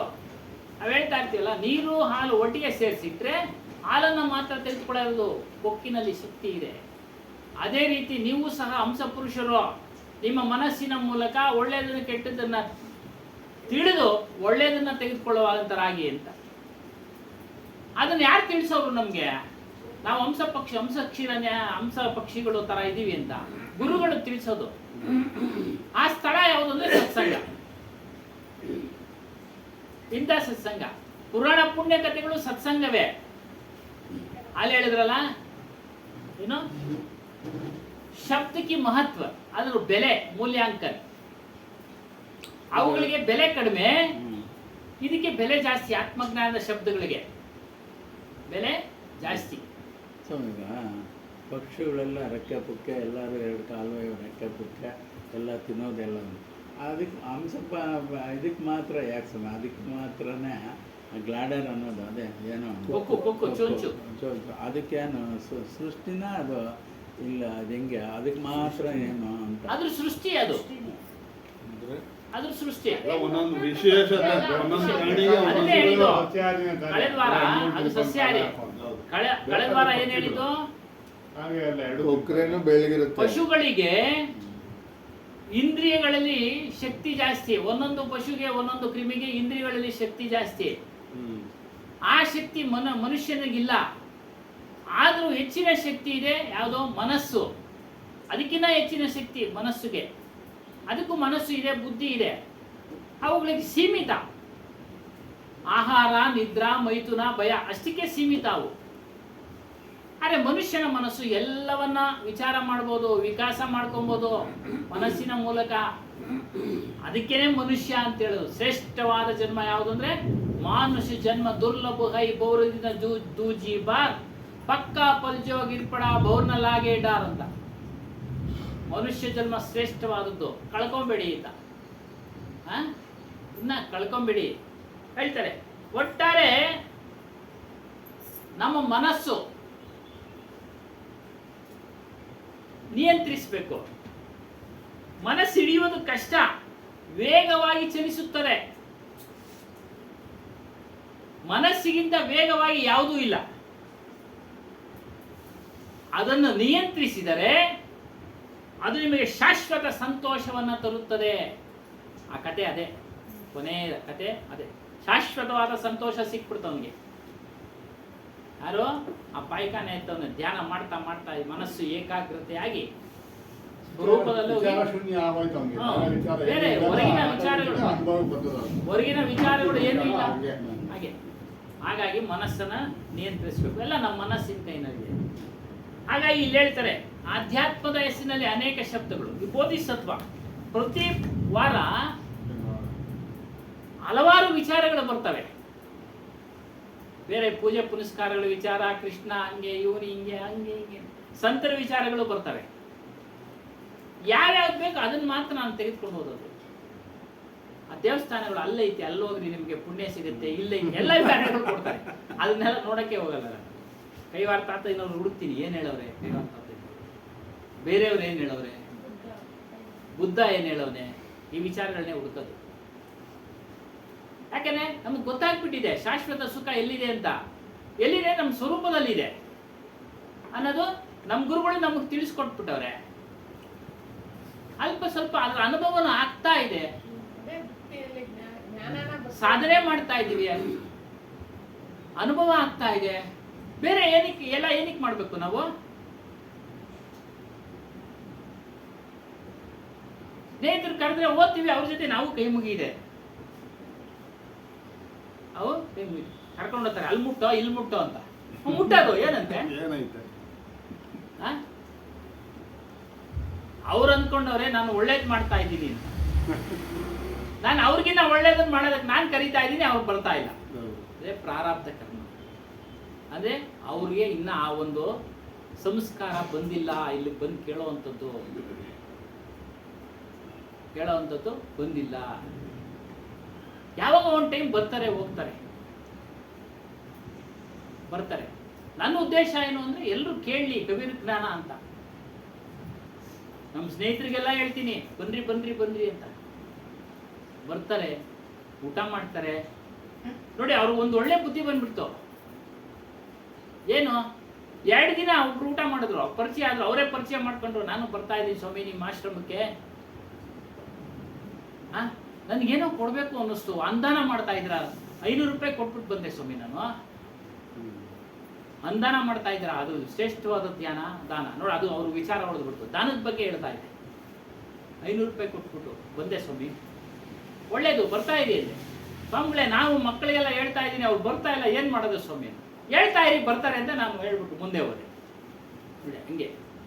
ಹಾಗಾಗಿ ನಮ್ಮ ಉದ್ದೇಶ ಏನು, ನಮ್ಮ ಗುರುಗಳ ಉದ್ದೇಶ ಎಲ್ಲರೂ ಜ್ಞಾನ ತಿಳಿಯಲಿ ಅಂತಲೇ ಆಶ್ರಮ ಮಾಡಿದ್ವಿ. ನಾನು ಅದೇ ಉದ್ದೇಶದಿಂದ ನಮ್ಮ ಸ್ನೇಹಿತರಿಗೆಲ್ಲ ಹೇಳ್ತೀನಿ, ಪರಿಚಯ ಆದವ್ರಿಗೆಲ್ಲ ಹೇಳ್ತೀನಿ, ಬನ್ರಿ. ಯಾವಾಗ ಒಂದು ಟೈಮ್ ಅವ್ರು ಒಳ್ಳೇದಾಯ್ತು.